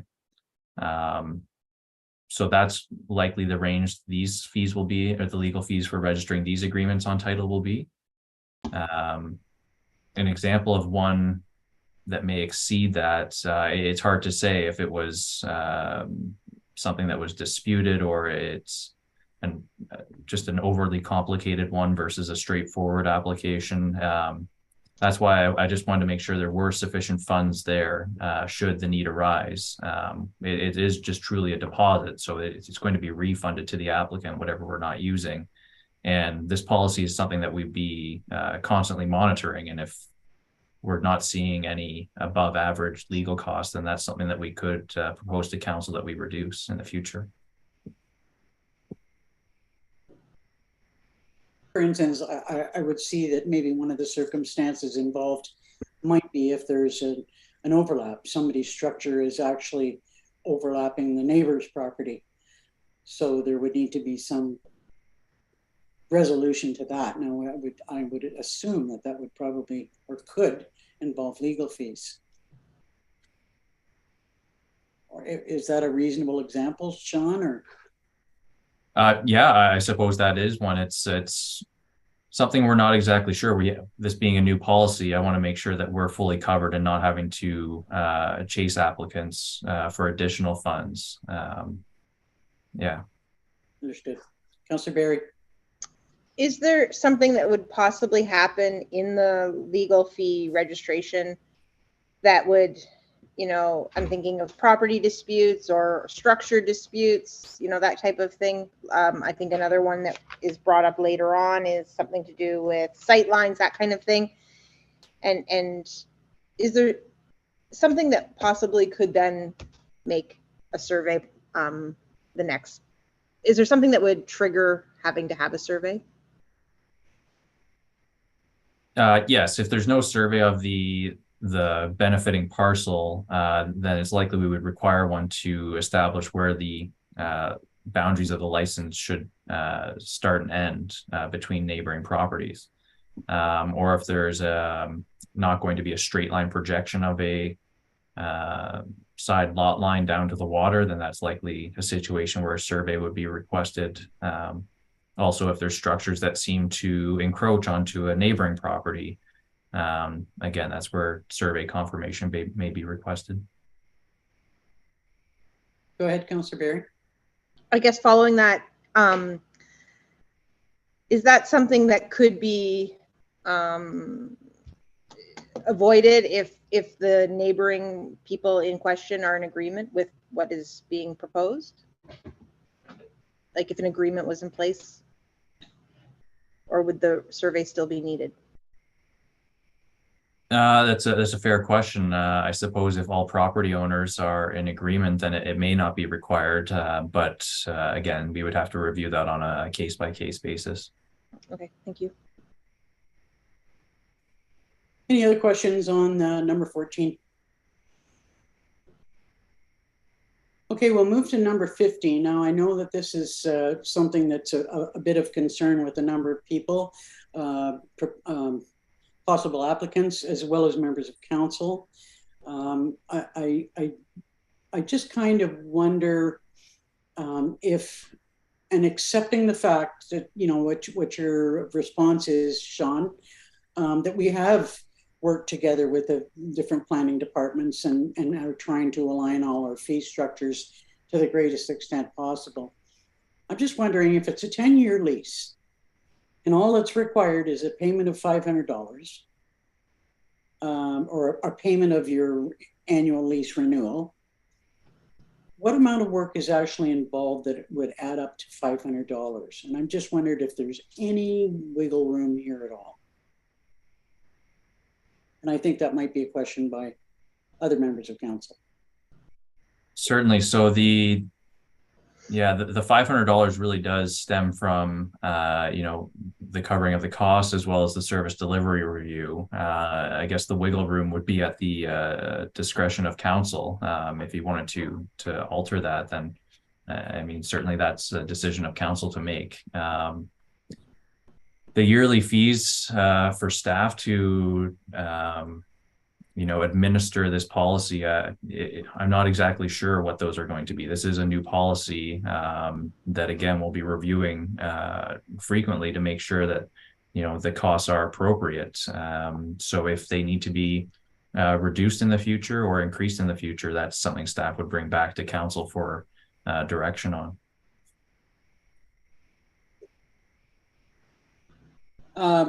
Comments or thoughts? Councillor Short-Reed, then Councillor Barry, then Councillor Richards. John, when you were doing your research with other townships, do they also do an annual renewal fee, or is it every couple of years, or like what's the reasoning behind the annual compared to like every 2 years, 3 years out of a 10-year lease? Yes, most of the ones that I reviewed were an annual fee. It did vary from township to township outside of Haliburton County. I would say ours is likely on the lower end versus some of our neighboring municipalities. Go ahead, Councillor Short-Reed.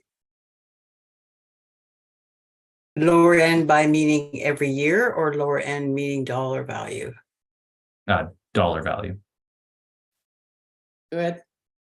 So all the other townships, I guess I'm just trying to find out, really understand why it has to be renewed every year. So they have a 10-year lease. Does it have to be renewed every year? Like, is there a legal agreement that it has to do that? Or like, is there a reasoning financially that we need to do it every year? I'm just trying to grasp why it has to be every year. If you're renting a property or Oh, I leasing, agree. you pay a lease fee every year. Yeah, no, I know. I just,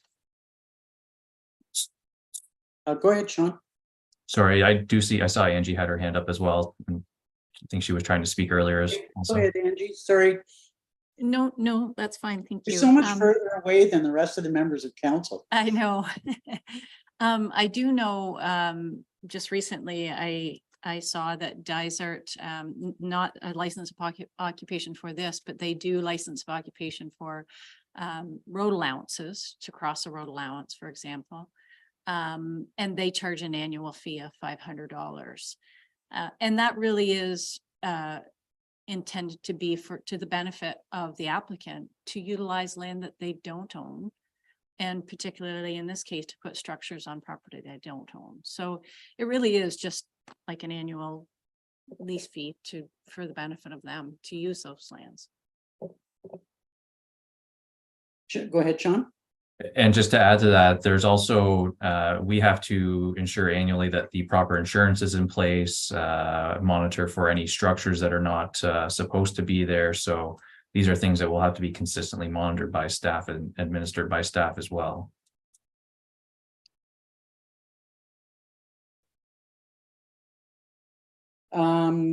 Councillor Richards. I think this whole thing is, as we all know, going to be a lot of work on staff to accomplish. And so in that consideration, I'm wondering if we can make it so that it's not an annual thing, but, you know, even for the term of the lease, rather than every year, so that the workload is reduced, and maybe we can get around the having to check that the insurance is in place and having to make sure that there's no additional structures there or changes to those structures, by having that, you know, just as part of the agreement that they must maintain it, and should they not maintain it, you know, we're doing our due diligence by the fact that it's in the agreement that it must. I mean, that's all, having to check the insurance, make sure the insurance is still in place, checking to make sure that there aren't new structures in place are absolutely required, or our liability is right back where we started from. I don't see that we can just let it go with no fees, no work being done for 10 years. Or all of this work is for naught, really. Is it something that we could, you know, do by random check during that 10-year period? Look to Sean to answer that one. I don't. Yeah, again, I would advise against that. It's something I think each individual property needs to be monitored to make sure the proper insurance is in place, the structures are in good condition and where they're supposed to be. It's ultimately a township piece of property that you know, private structures are occupying, so we need to make sure they're in a good state of repair and there's not much risk to the township. So the point of me raising this whole issue was whether council could see the possibility, just to begin with, of a little bit of wiggle room, maybe moving it to $400 a year. You know, but the idea of not having there be a regular lease fee doable. I mean, we're just getting right out of the realm of what's intended here. Councillor Shortreed, then Councillor Barry. so on the insurance, the township's going to have to be listed because we are the actual owner of the property, correct? So therefore, usually the onus is on the insurance company to notify the township then if insurance has been canceled. Just saying. Well, that's another security for us. Councillor Barry? When we were, obviously this has come back to us several times over the last 10 or so years, but at our, early discussions in this term, council sort of came to the crossroads of whether this would be on a go forward basis or this would be retroactive. And I think the deciding factor of going forward and being retroactive was the fact of liability doesn't disappear by not having it go backwards on existing infrastructure that's already in place. I feel that there is room for having, maybe instead of just as we're setting the policy, maybe instead of having a 10-year lease of such a, contentious policy, maybe there's a way that we have a shorter lease with lesser fees and then reevaluate after 5 years or something like that. That's just my thoughts.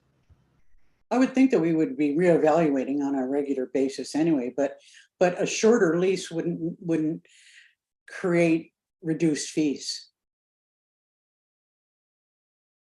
Sorry, I guess I mean as far as the annual fees. But because you're entering into a shorter lease term, doesn't mean that the fees, annual fees on the use of that land would be less. Go ahead, Sean. Yeah, it would actually have the opposite effect because then they would have to reapply and incur the application costs again, as well as the new registration of the agreement on title. Go ahead, Councillor Barry. I didn't believe that they would have to reapply after 10 years and they wouldn't have to pay the $2,500 a second time. Am I wrong? So the license would expire after the 10-year period and they would have to reapply.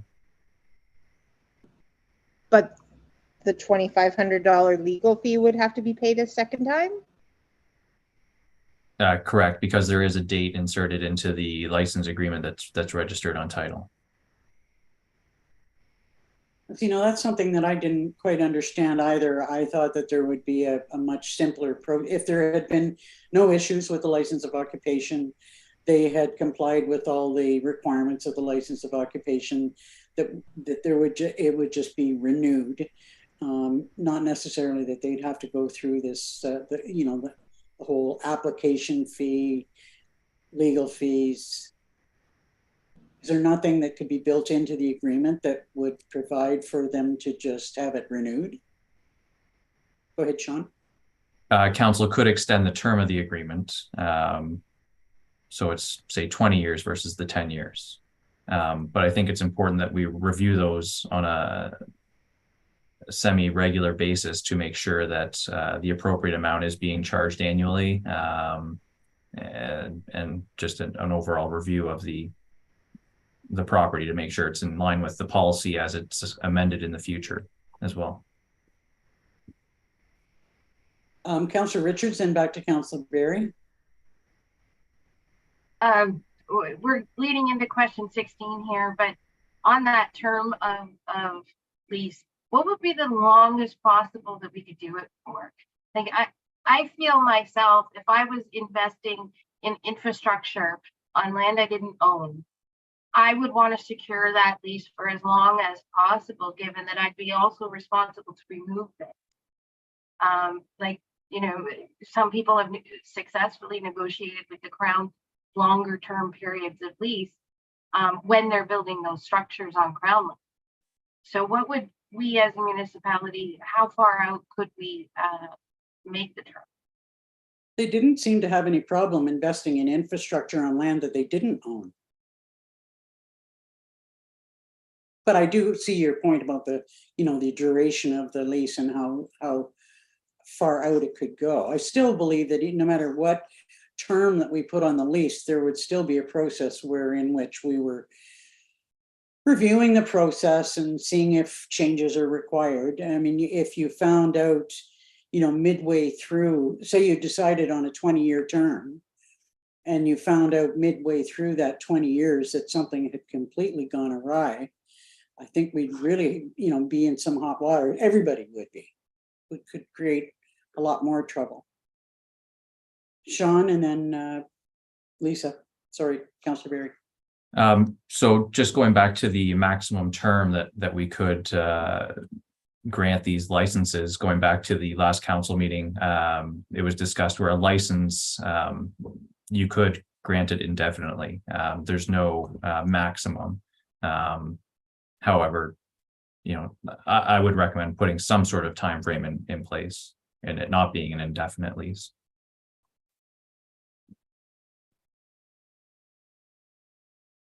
Councillor Berry.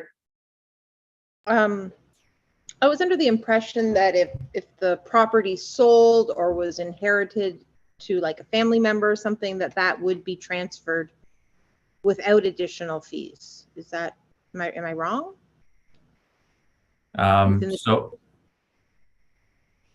So there would not be any additional application fee. However, there would be some legal costs as the agreement would need to be updated to reflect the current ownership.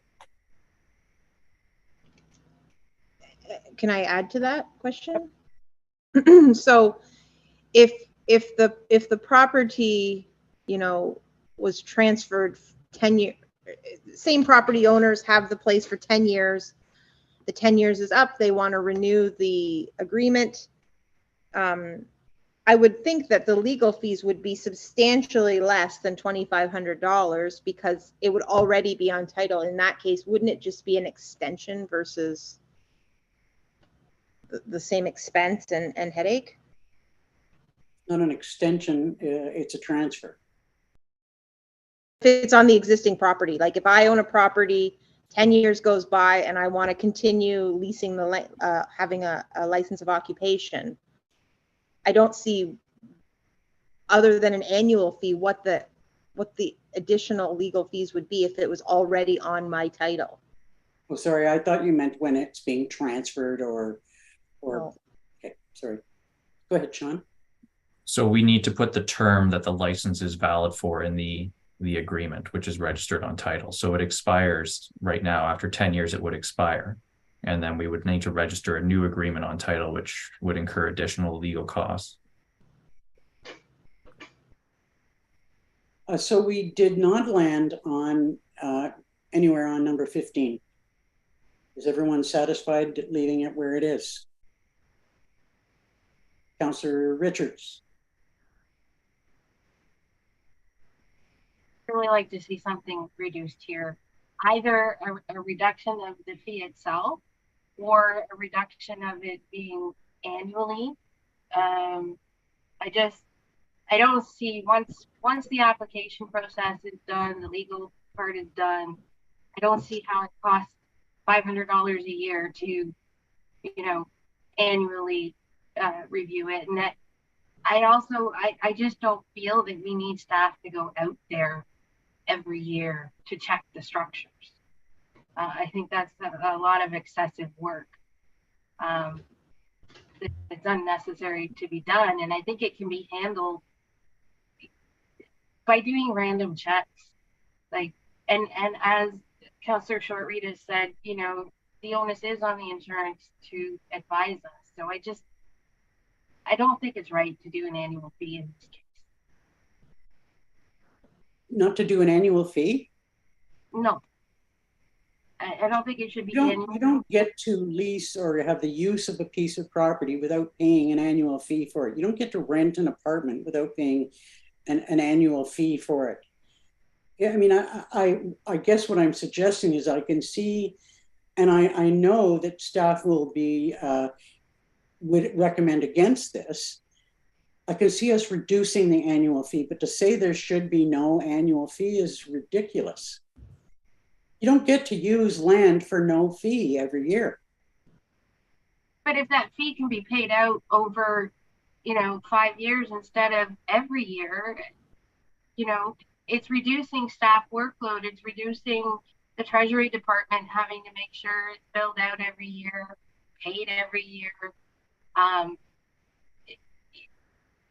It's less work. I mean, and I think we need to try to do less work for our staff because this is actually pretty big amount of work. Exactly.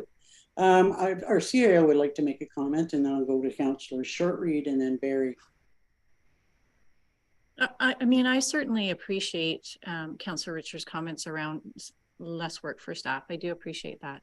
But I sort of equate the annual fee to what we require for someone that is actually purchasing their shore road allowance. So if someone purchases it, they go through the process, there's required fees, and at the end, they're required to pay the land fee before it gets transferred. And there's no, council doesn't provide any exceptions to that rule. They have to pay the fee before it gets transferred into their name. This is a small fee, and I know to some it may not be small, but it's in comparison to other fees, it's a small annual fee for someone to pay to use and put structures on land that they don't own. That's the purpose of this. And Mayor, you're exactly right. It is equivalent to a lease fee that someone might pay. And it gives them the sole right to occupancy. Where now, I mean, they don't have that right, even though some people have been insisting, and some people who don't even live across the road from the shoreline have been saying, this is our property, these are our structures, the public's not allowed here, which is not the case at all. Sean, and then Councillor Shortreed. Thank you. And just on the annual fee, so I just did some quick math, and a very rough average of a shore road allowance closure, I put in $8,000. So at a $500 annual fee, that would equate to 16 years, just in comparison. So it's a fairly substantial time to have to pay that off. Sorry, can you clarify that figure? That's the, sorry, is that just for the square footage? Yeah, that's just the square footage. Yeah, actually, so it's once you factor in the survey, application, deposit, the fees, yeah, it's probably closer to $15,000 is what it costs to close a shore road allowance. Councillor Shortreed. What Well, I just wanted to. Sorry, before you speak, what I was proposing for number 15 is that we look at or consider against the recommendation of staff at a slightly lower annual fee, as opposed to getting rid of it or trying to. There's all kinds of scenarios that have been landed on here. I think our goal is to try and reduce costs wherever we can for people, and that's going beyond what we do for anybody who's acquiring a shore road allowance. They all go through the same process. There's no ifs, ands, or buts. They all pay the same fees, pay the same rates, and there's no allowances made. I think in the case of shore road allowances, only once in my recollection have we allowed somebody to acquire a portion of their shore road allowance, and that's the only time that we've made any kind of reduction in costs. So, I guess really, I'd like us to try and land on what would we see as being acceptable in reducing that fee, but still making sure that we're covering our costs. And we have to keep in mind that we've not, it's obvious that I believe that we've obviously jumped the gun here a little bit because we have not landed completely on how we're going to administer this. It may be that we have to contract services, and these fees that we're talking about may not cover contracted services. It'll sure reduce, our staff's workload, but it won't reduce the costs. So we've got to keep that in mind too. Councillor Shortreed was the last hand I saw.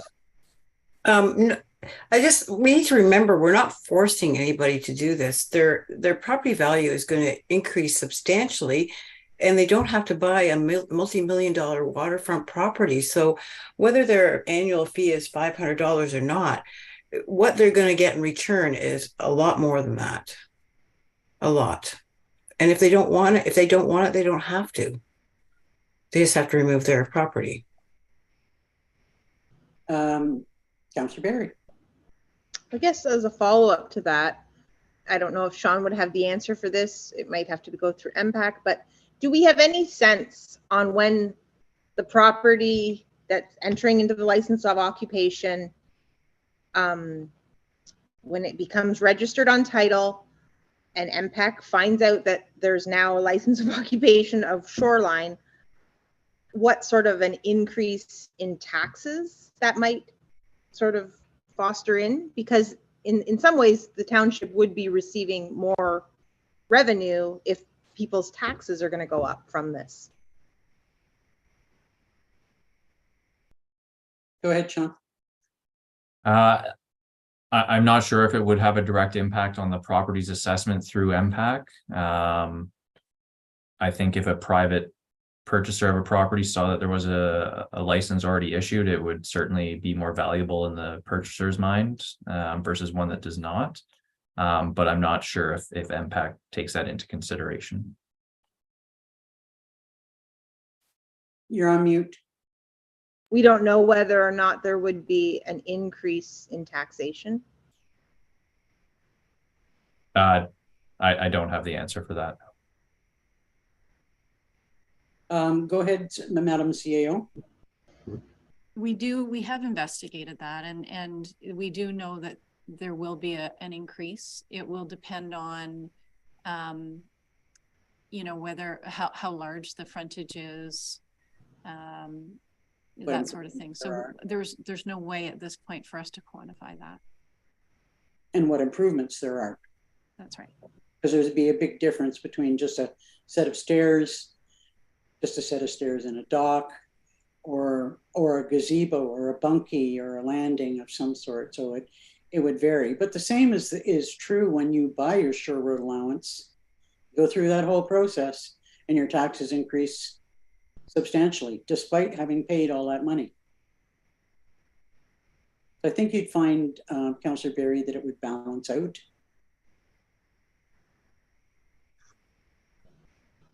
So have we landed anywhere with 15? We leave it as it is for now? Councillor Richards. I think we do need to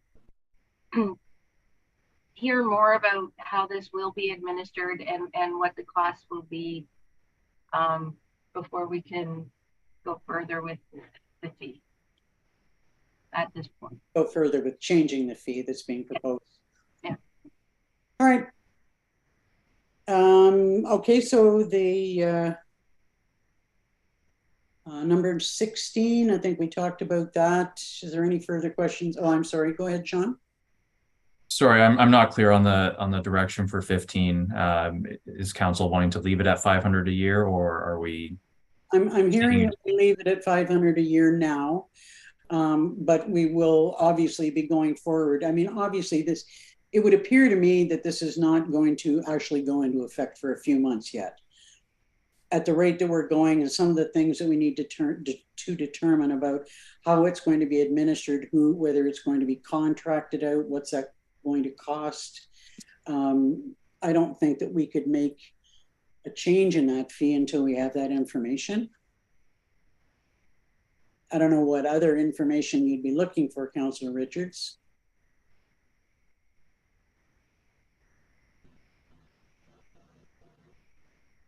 I think we need to understand better the actual costs here, because I do agree that we can't have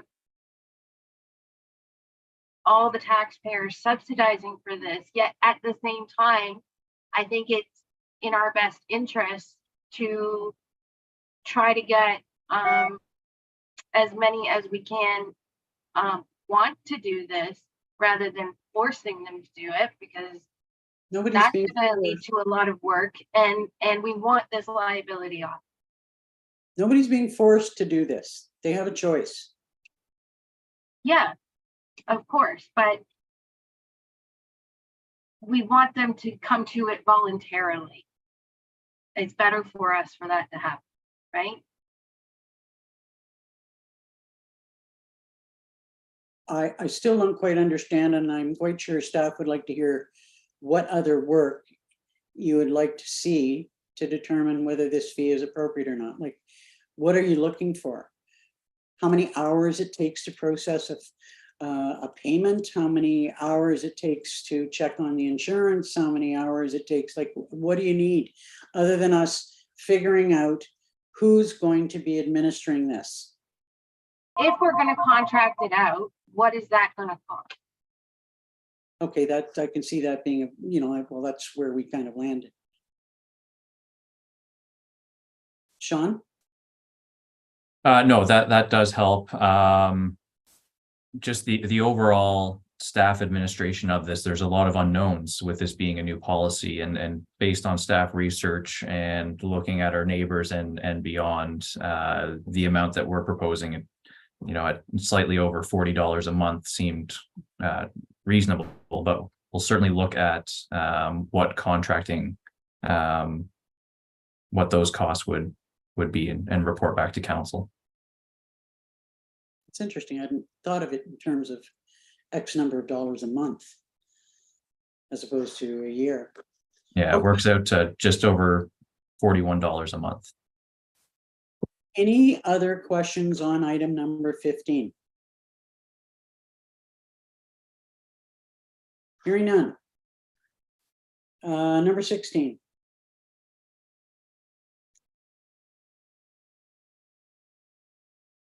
Councillor Richards.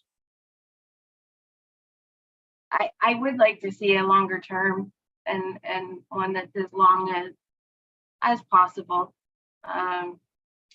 100 years is probably not a good idea, but definitely more than 10. Okay, I just wonder what the pitfalls of that might be. Sean, can you speak to that?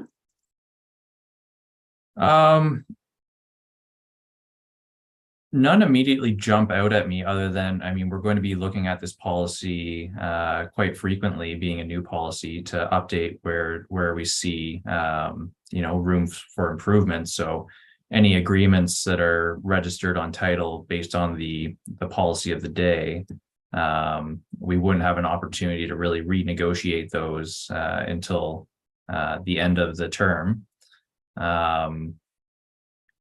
So if council's looking at extending it, I would caution on extending it beyond 20 years.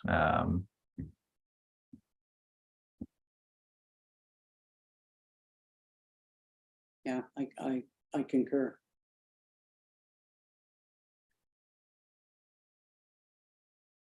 Other questions or comments? What are other councillors' thoughts on 20 years as opposed to 10 years? This doesn't reduce the costs at all, really. Councillor Barry. I think I have more of an issue with the having to pay the $2,500, the application fee at the end of 10 years. If it's a case of you want to extend, or maybe that's not the right word, but it's more the fees than the term I have a problem with.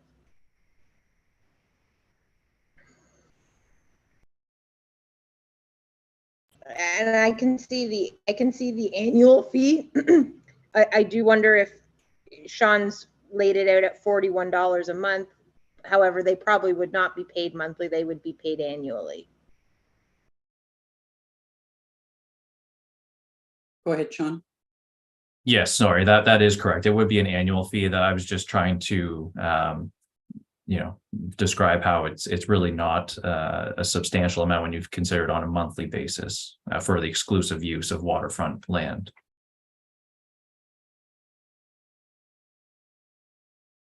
Keep in mind that we have never once suggested that we reduce the fees for people applying for their shore road allowances. And the goal here was to try and do something that would, create an even playing field. If we go too far with these applications, I can see us having problems with the whole process to acquire the shore road allowance, to own it.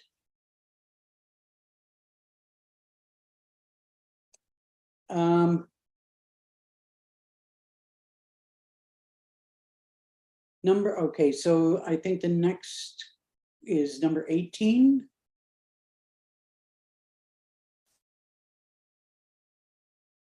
Further questions associated with number 18?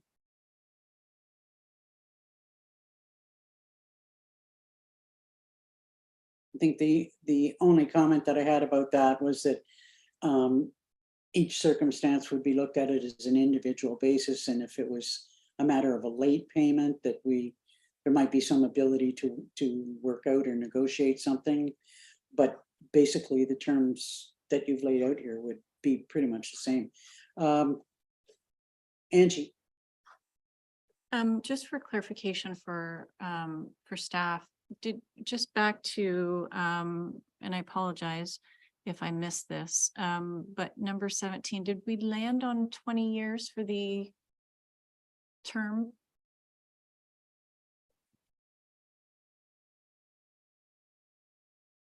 Not really. Okay, here's the question. 10 years or 20 years? Acknowledging that there may be some significant changes, but let's just go 10 years or 20 years. What say ye? Councillor Richards.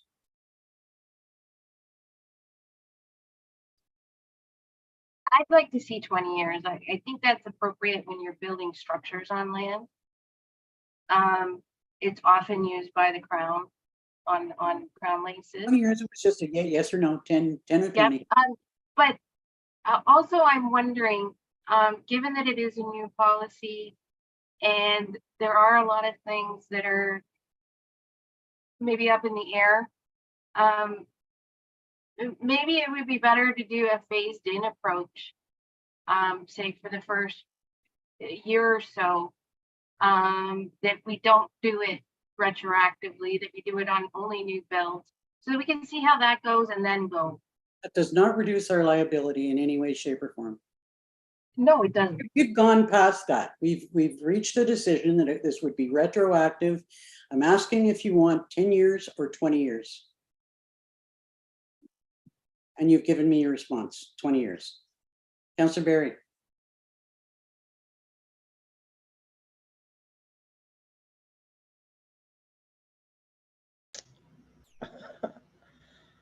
I'm not sure. I can see the pros and cons of both. Well, especially with a new policy. I think if this was a case of, you know, we've had this policy in place for 10 years, you know, we've got a system in place, we've contracted it out, or we figured it out how to do it in-house, I think I could make that decision. But I feel there's so many unknowns. I feel hesitant to say 20, but I'm not convinced that 10 is the answer. you know, and there's a little tiny bad part of me that wants to say, in the infamous words of Councillor Lisa Berry, yes or no? 10 or 15. I'm curious to know what Councillor Shortreed thinks. Okay. Well, I like 10. I can see 20. I mean, if you're building a dock and so on and so forth, that's a lot of money to put out. So I can see the 20. The township has a right to revoke at any time. So that's the township's out. I'm just thinking this through my head. So in my own mind, I can't see anything negative for 20, but I'd like Sean or Angie to say if there is something negative for 20. Interesting. How's that for wishy-washy? Angie. And I don't see this on a negative in any way, shape, or form. I'm just looking for clarification. Is in the current policy, it was identified that the $500 annual fee would remain $500 over 10 years. So is council looking to do the same fee of $500 over 20 years without any increase? Because we don't do that with any other fee. Oh, good point. That brings me back to 10 years. And I see Councillor Shortreed nodding her head. Does that help, Councillor Barry?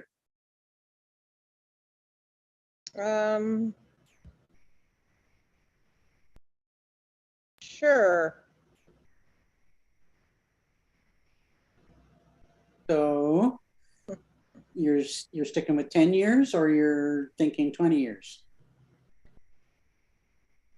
We don't have to veer too far out from what our normal procedures are. What if we found out after 10 years that our costs were substantially more? Yeah. I'd like to continue going through the chart Of costs. of everything. We're only on page what, 2? Oh, okay.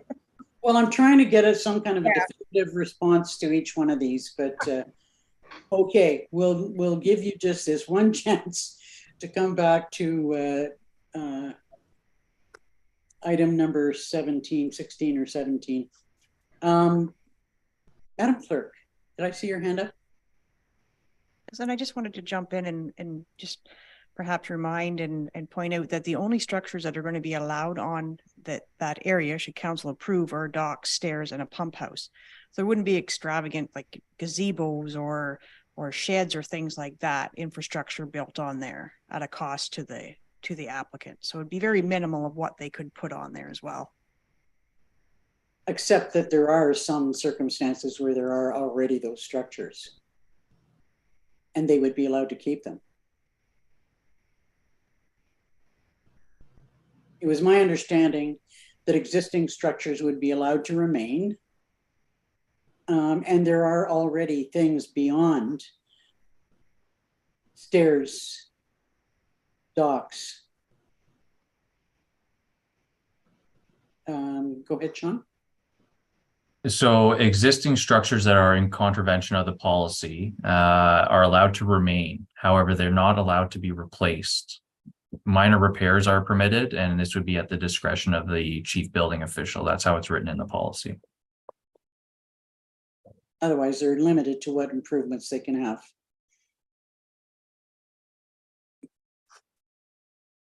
Okay, so that takes us to 18. Were there any questions about 18?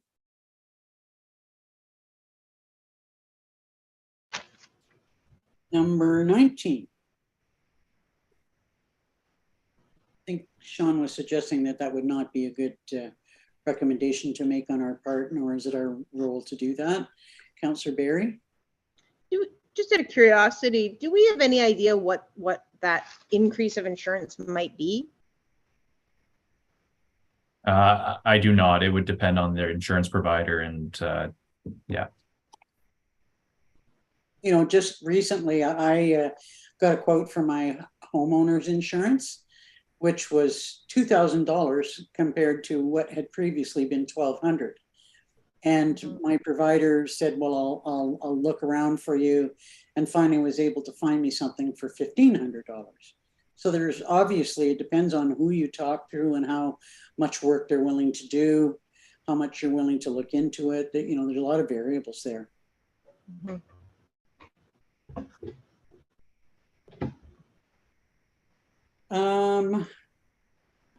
So number 19, we talked about the fact that, you know, it's up to them to look into whether they want to try and find a group rate.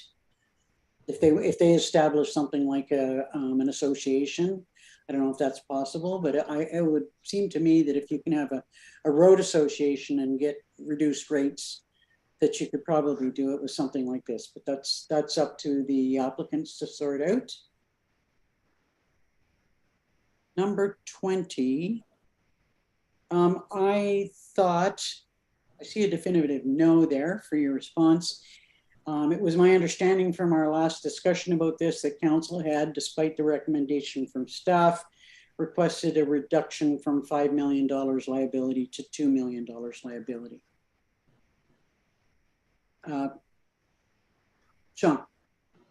Yes, that is correct. So these are questions that were posed by the public. So I think these were submitted prior to that request of council. Okay, so we're still in agreement with that, council? I think that'll, you know, that will be one thing that will help.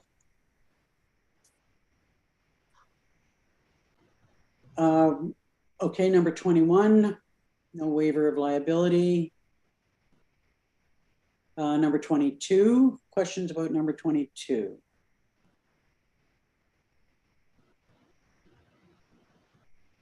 Councillor Richards?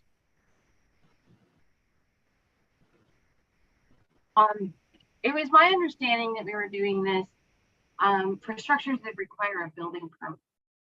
And other than a permanent dock, a floating dock doesn't require a building permit.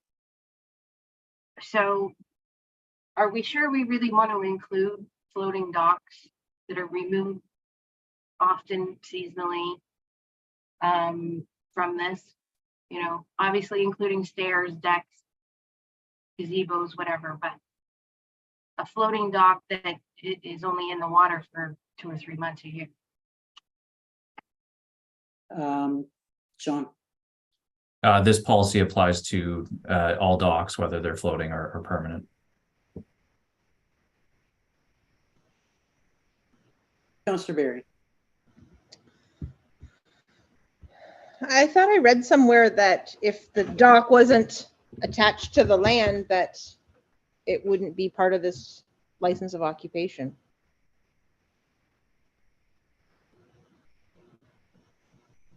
Have we got a definitive legal opinion on that? Go ahead, Sean. So we did have further discussions on this. So if it's not physically touching the land, it may not be subject to the license of occupation. However, MNRF, Ministry of Natural Resources and Forestry, may require a work permit to occupy that crown land. And as a follow-up point to that, yes, people might have a dock that they put in, but they take it out every winter, or I guess every fall.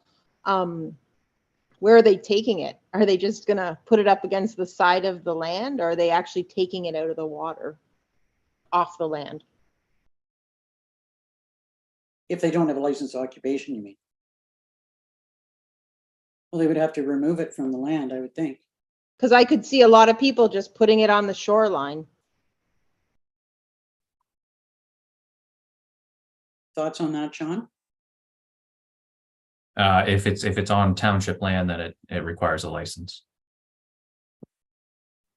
Councillor Richards? I'm sure various people put their docks in various places off season, but when we're talking about equity between somebody who's able to purchase a shore road allowance versus these situations where they can't,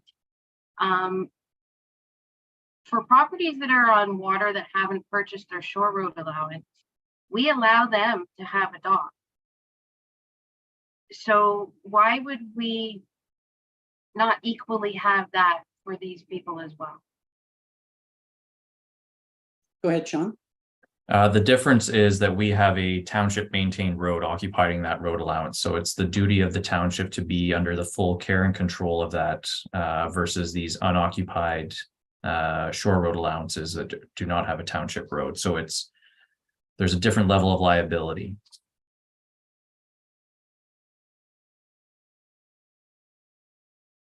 Go ahead, Councillor Richards. I do understand that, but when we're talking about a non-permanent dock that is a floating dock, you know, it's not permanently there. And it doesn't require a building permit to be there. Wouldn't it, in fairness, be right to do it equally between people who are on the waterfront and people who are across the municipality? I think Sean just gave you the answer, but we'll go ahead, Sean. Yeah, unfortunately, whether or not the structure requires a building permit does not impact the potential risk to the township.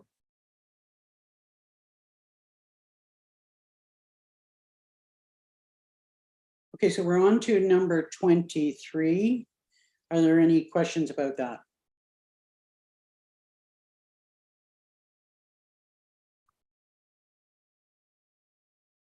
Number 24.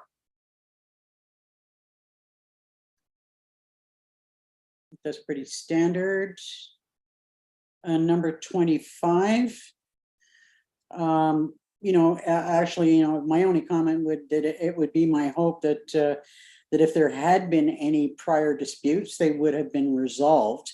And there wouldn't be any impediment to anyone receiving a license of occupation going forward, as long as prior disputes had been satisfactorily resolved by both parties.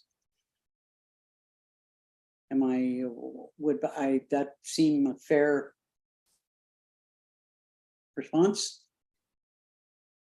All right, is that for me? Yep, sure.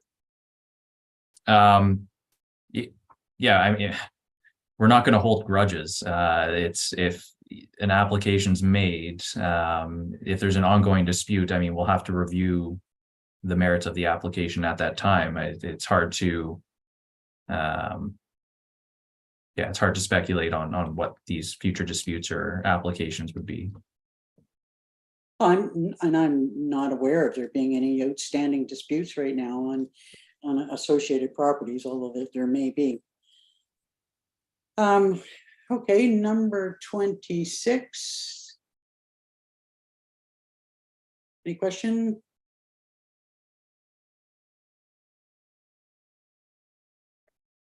Number 27.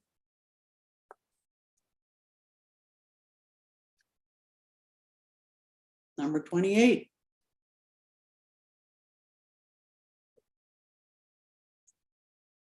I think in all fairness that, if people have questions about their assessment, that those would be very difficult for us to respond, that there are, and to respond to in a general way as well. I know that Councillor Barry had suggested, well, maybe we should bring MPAC here to explain, but to me, because every property is so individual in nature, that it's would be more beneficial for people to, I mean, MPAC has got a system in place now where it's really simple to get responses to inquiries, and it would be probably more beneficial for individuals who have concerns about assessment or questions about assessment, that they just pick up the phone and call MPAC.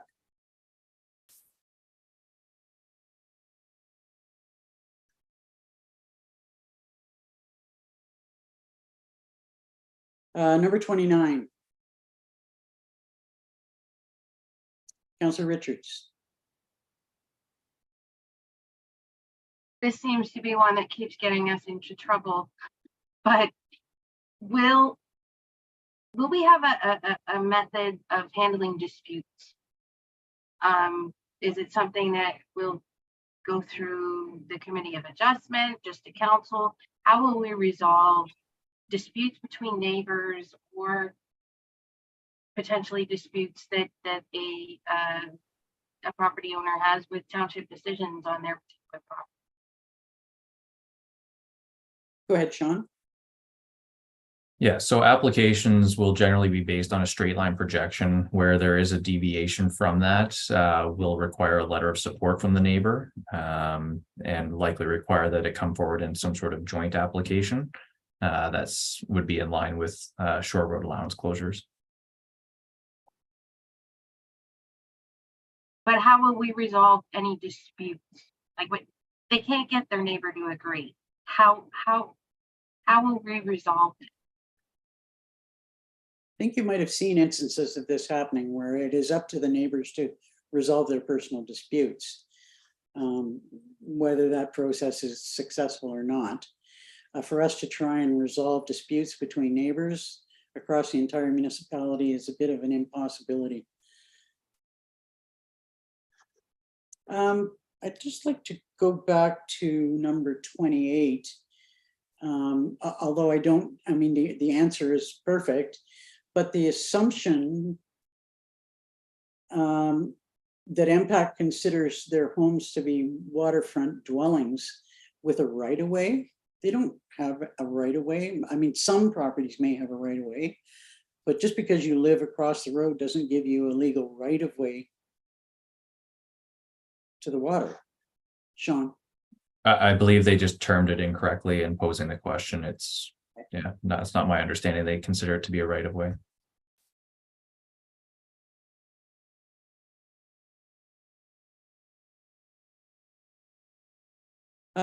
Councillor Richards, sorry.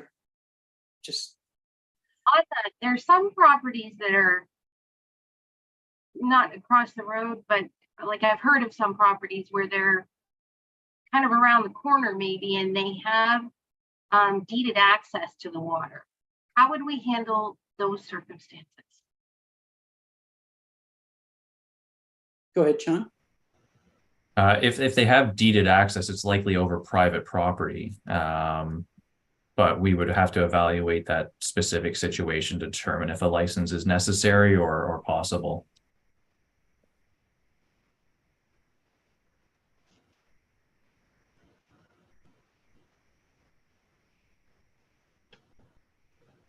I'm trying to figure out where we were. Any questions on number 31?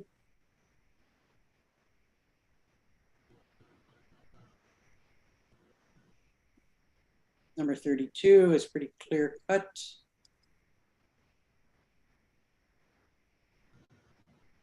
Number 33, I think Sean has answered.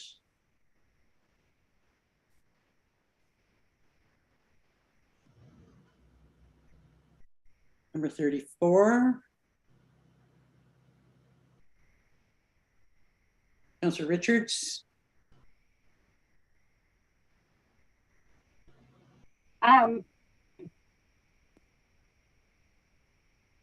We talked about a few other circumstances of people who are not across the municipal road, but for whatever reason, we're not able to sell them their shoreline allowance, and that this would be able to be used by them to enter into a license of occupation to do what they want to do. But I'm not really seeing in your answers that it does apply. Can you just clarify that for me? I believe that the situation you're referring to is where there was a right of way that crossed a shore road allowance, and where there's a person's sole access is occupying a shore road allowance, we generally won't sell it. However, a lease, or not a lease, a license of occupation may be possible, so as to not impact the person's access to their property. But yeah, we would have to evaluate each application again on its own merits to determine what's the most appropriate course of action. So would we have to do a different policy, or would this policy apply to them? This policy would apply in that situation. Councillor Barry.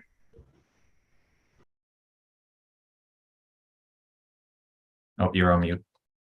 Oh, I pressed it twice. Do you see this policy increasing the use of shoreline? Like, I know obviously there's a lot of infrastructure already in place, but you know, the people that have been following the rules and haven't put anything on their land, and you know, you go by the water and it's basically structure free. Do you think this policy will all of a sudden then increase the use? I know it's kind of a hypothetical question. I'm curious as we delve deeper and deeper into this, if we're going to be increasing the shoreline use. Go ahead, Sean. I can't see it dramatically increasing the use beyond what's already there. This is more to bring into compliance structures that already exist.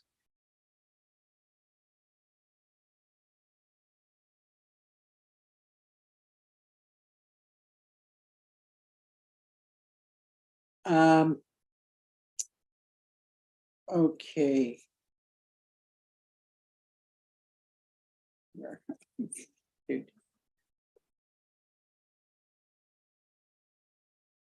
Number 36, did we get a response? Did we go by that one? Honestly, I've lost my place again. I'm going back and forth between what's on the screen and what's in my notebook. Were there questions on number 36 or 37? 38. We kind of talked about that. 39.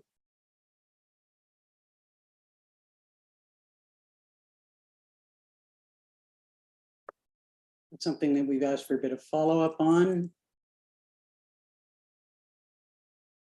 40. We've come to terms with that.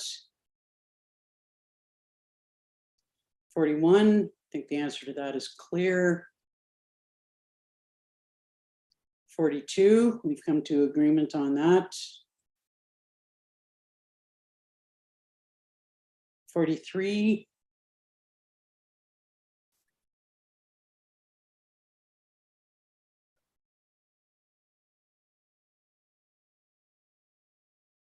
44.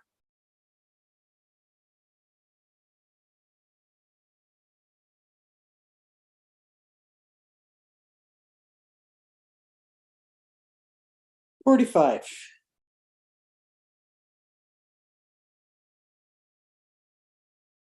think we've responded to that.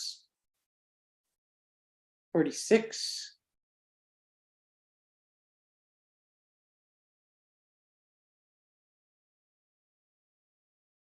47.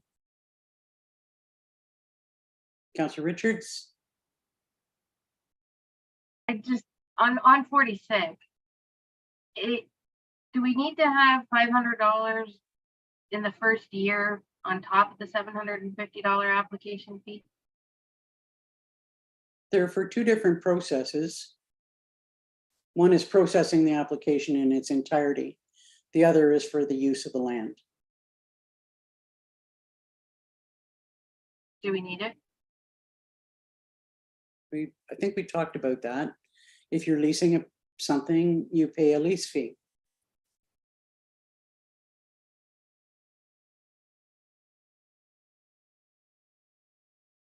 Councillor Berry. That's one that I could move on. I could move on waiving just to encourage people to, you know, come on board with the license of occupation versus having to go and ask them to be part of the license of occupation. I do feel that possibly waiving the first annual fee on the app when you're doing the application and you're doing the application and the deposit, I could see waiving the fee, but that's just my thought.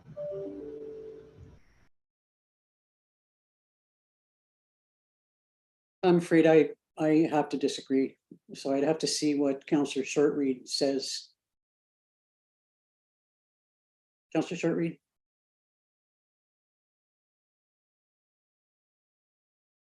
I don't agree either. So that's defeated. However, I do have a question about number 47. I have a problem with this. I know that there's nothing that can be done about it. And they're really, I mean, that the person is going to have to enter into a license of occupation, but I'm really concerned to hear that, you know, one of our staff has advised someone that they can install a dock. I believe that I've spoken to this particular individual and that they are a reasonably fine and upstanding couple who were legitimately told that they could put in a dock by a staffer who is no longer with us, I might add.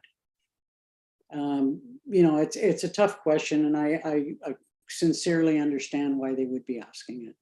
And I know that there's nothing that we can do about it. I wouldn't think that there's anything we can do about it. It doesn't relieve them from, you know, entering into an agreement, but I sure wasn't happy to hear about that.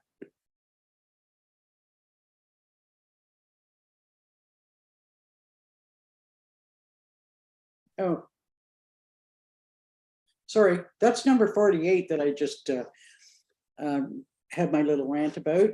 47, was there any questions on 47? I guess my only thought on that was, I guess it would depend on the type of structure that's involved. Comment, Sean? It's something that you would talk to the owner about and come. Yeah, I don't expect this to come up all that often, and if it does, then we'll have to review that specific case.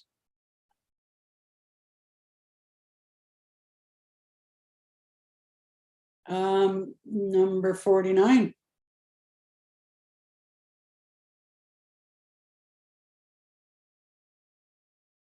I've got to say that, for somebody to implement a policy and then not do anything about it is not a responsible approach. And as Sean has responded, this is a new policy for us, and we haven't issued any existing licenses under this policy. Comments, though?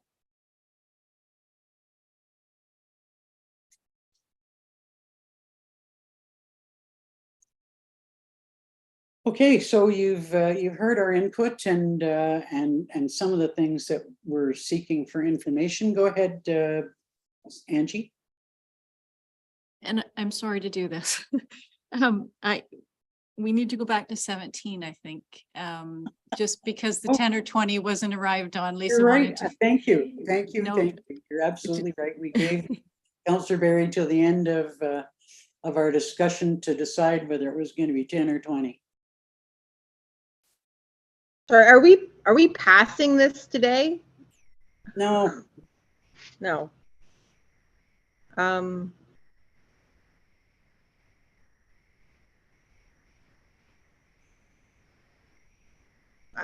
still undecided. Like I think if I had to lean away, I'd probably be leaning towards the 10. I think for fairness for the taxpayer that's entering into this, maybe they don't want to enter into 20 years. I think that is a consideration. Okay, well, I mean to me that's sufficient that we stick with 10 for now. I mean, we do have a little bit more time, but it sounds to me like we've had sufficient discussion and heard sufficient rationale that we stick with 10. I know this has been a challenging discussion for us all, and I appreciate the comments that everybody has made and all the input that you've brought to the table, and your patience with us, Sean. We do still have to give some serious consideration to how we're going to move forward with enforcement of this. I can quite honestly see us, because the season is almost over, that that we can take a little bit of time so that we are firm on all aspects of this policy before we move forward with it. So obviously we're going to need to reach out and see what it might cost us to contract this, and what groups there are in place who could do that.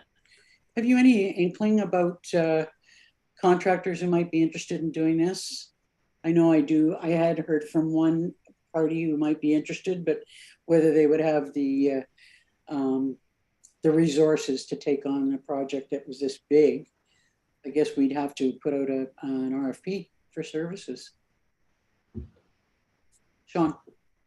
Yeah, right at this point, I don't have any firm grasp on who that consultant, what that would look like and how it would fit in with the policy. So that's something I'll turn my attention to now, and with the hopes of reporting back to council on October 5th with some more information there.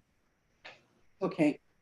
For some reason or other, I could be right out of my tree here, but it seemed to me that one of the companies who were interested in managing the short-term rentals was also capable of doing this. Now, I could be completely wrong, but at least that's an inquiry to make.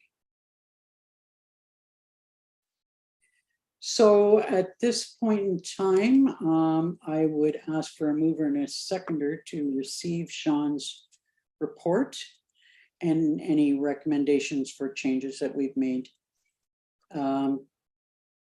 Councillors Shortreed and Richards.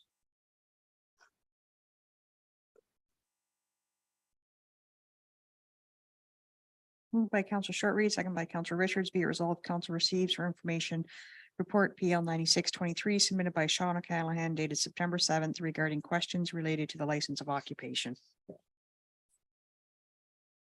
Did you have a comment, Sean? Nope, sorry, I'm scratching my head. Okay. All in favor? That's carried.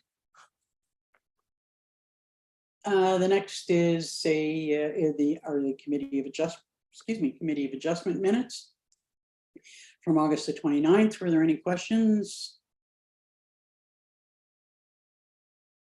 Could I have a mover and a seconder then to receive the August 29th minutes? Councillors Barry and Shortreed.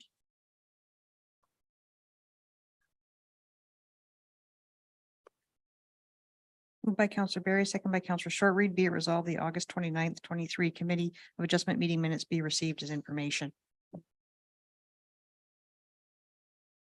All in favor? That's carried. Under external board meetings, I guess we would have heard quite a considerable update on the partnership and the health hub if Colin had been here today. Is there anything that you want to bring to our attention on that, or shall we wait until we hear from them? Yeah, because I don't have much. It's summer, so we're back into the swing of things shortly. Okay. Anything from Utwump, Councillor Richards? There has not been any meeting for Upland since the first one, and I have no idea when there will be. There hasn't been any summer meetings for the Muskoka watershed. There will be in September. Thank you. Okay, that takes care of both of them. Under community policing, I did have a meeting with the CPAC group met last week. At least half of us did. That being Highlands East and Algonquin Highlands. It's been, I think that the relationship between the OPP and the municipalities is improving significantly. I'm really liking what I hear from them. They seem to be much more willing to work with us and keep us informed. They did give me some significant statistics. It's interesting that Algonquin Highlands has received more complaints from residents than any other municipality, which I found interesting, but many of them were located to one particular area of the municipality. They had some advice for us with respect to traffic and traffic thoughts, which I'll speak to Mr. Thorne about a little bit more. And that's one other thing is that they will be hiring a new detachment commander, and they have asked the 4 mayors to take part in that hiring process, which I thought was rather extraordinary. That's in my mind has never happened before, and a sign of good faith. They are doing some pretty significant changes in staffing and increasing their staffing. And shifting some responsibilities. There's a lot more community-based activity, which I found really positive. And other than that, I just look forward to further meetings with them in a little bit more detail. I have no input from EORN. We've had a couple of meetings since I joined the EORN board, but really it's been more orientation than anything. And I can't say that I heard anything specific that needed to be brought to your attention. So having heard that, the next item under that category is correspondence, a specific piece of correspondence from Oxton Lake about the coy wolf or coyote or whatever it is. I've got to tell you, I spent an awful lot of time looking into this, talking to MNRF and MECP. Unfortunately, or fortunately for the wolf, Oxon Lake is in a protected area and they're not allowed to be shot unless they are absolutely threatening life or property. So there is I mean, this is not a responsibility of the municipality in any way, shape, or form, other than to try and assist people who are frightened or concerned about certain things. And I've made absolutely sure that they've been given all the information that's available to them, that has been posted on a special section of our website, thanks to Chad. And I think that's as far as we can go. And, you know, respecting the concerns that they've got, and, you know, understanding, you know, somebody's angst when their dog has been killed by a coy wolf. You know, there have been some recommendations made about how that should be handled. But I haven't heard an awful lot more in the last week or so about that. So I guess, you know, other than receiving the correspondence for information, unless council have any questions. But could I have a mover and a seconder then to receive that as information? Councilors Barry and Shortreed. Are there any notices of motion? Excuse me, Mayor, I'm just going to read the motion. Oh, gosh, by that. Moved by Councillor Barry, second by Councillor Shortreed. Be it resolved, council receives for information correspondence from residents in Oxtongue Lake regarding their concerns of a presence due to a frequent concerns due to a frequent presence of a coyote in the area. All in favor? It's carried. Again, are there any notice of motions? Okay, we've received the correspondence summary listing. Did anyone wish to support any of the correspondence? There were none received. All right, could I then have a mover and a seconder to receive the correspondence summary for information? Councillors Richards and Shortreed.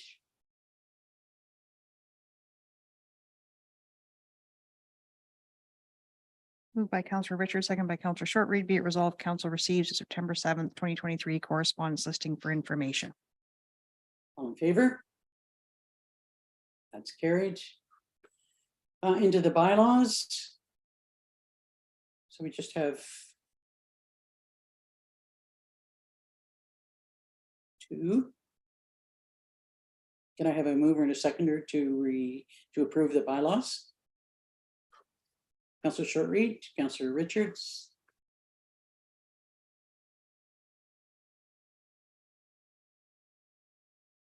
Moved by Councillor Shortreed, second by Councillor Richards. Be it resolved that bylaw 2023-80 being a bylaw to amend the comprehensive zoning bylaw 2022-49 is amended.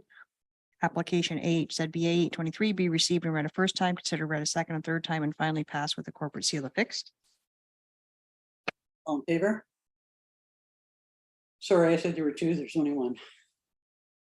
And the confirmatory bylaw. Could I have a mover and a seconder to approve the confirmatory bylaw? Councillors Richards and Barry. Moved by Councillor Richards, second by Councillor Barry. Be resolved bylaw 2023-81 being a bylaw to confirm the proceedings of council held during its September 7th, 2023 regular meeting be received and read a first time, considered read a second and third time, and finally passed with a corporate seal affixed. All in favor?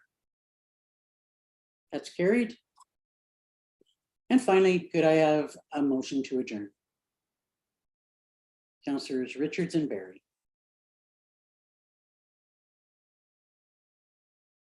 Moved by Councillor Richards, second by Councillor Barry. Be it resolved that the September 7th, 2023 regular meeting be adjourned at 2:18 p.m. All in favor? That's carried. Thanks, everyone.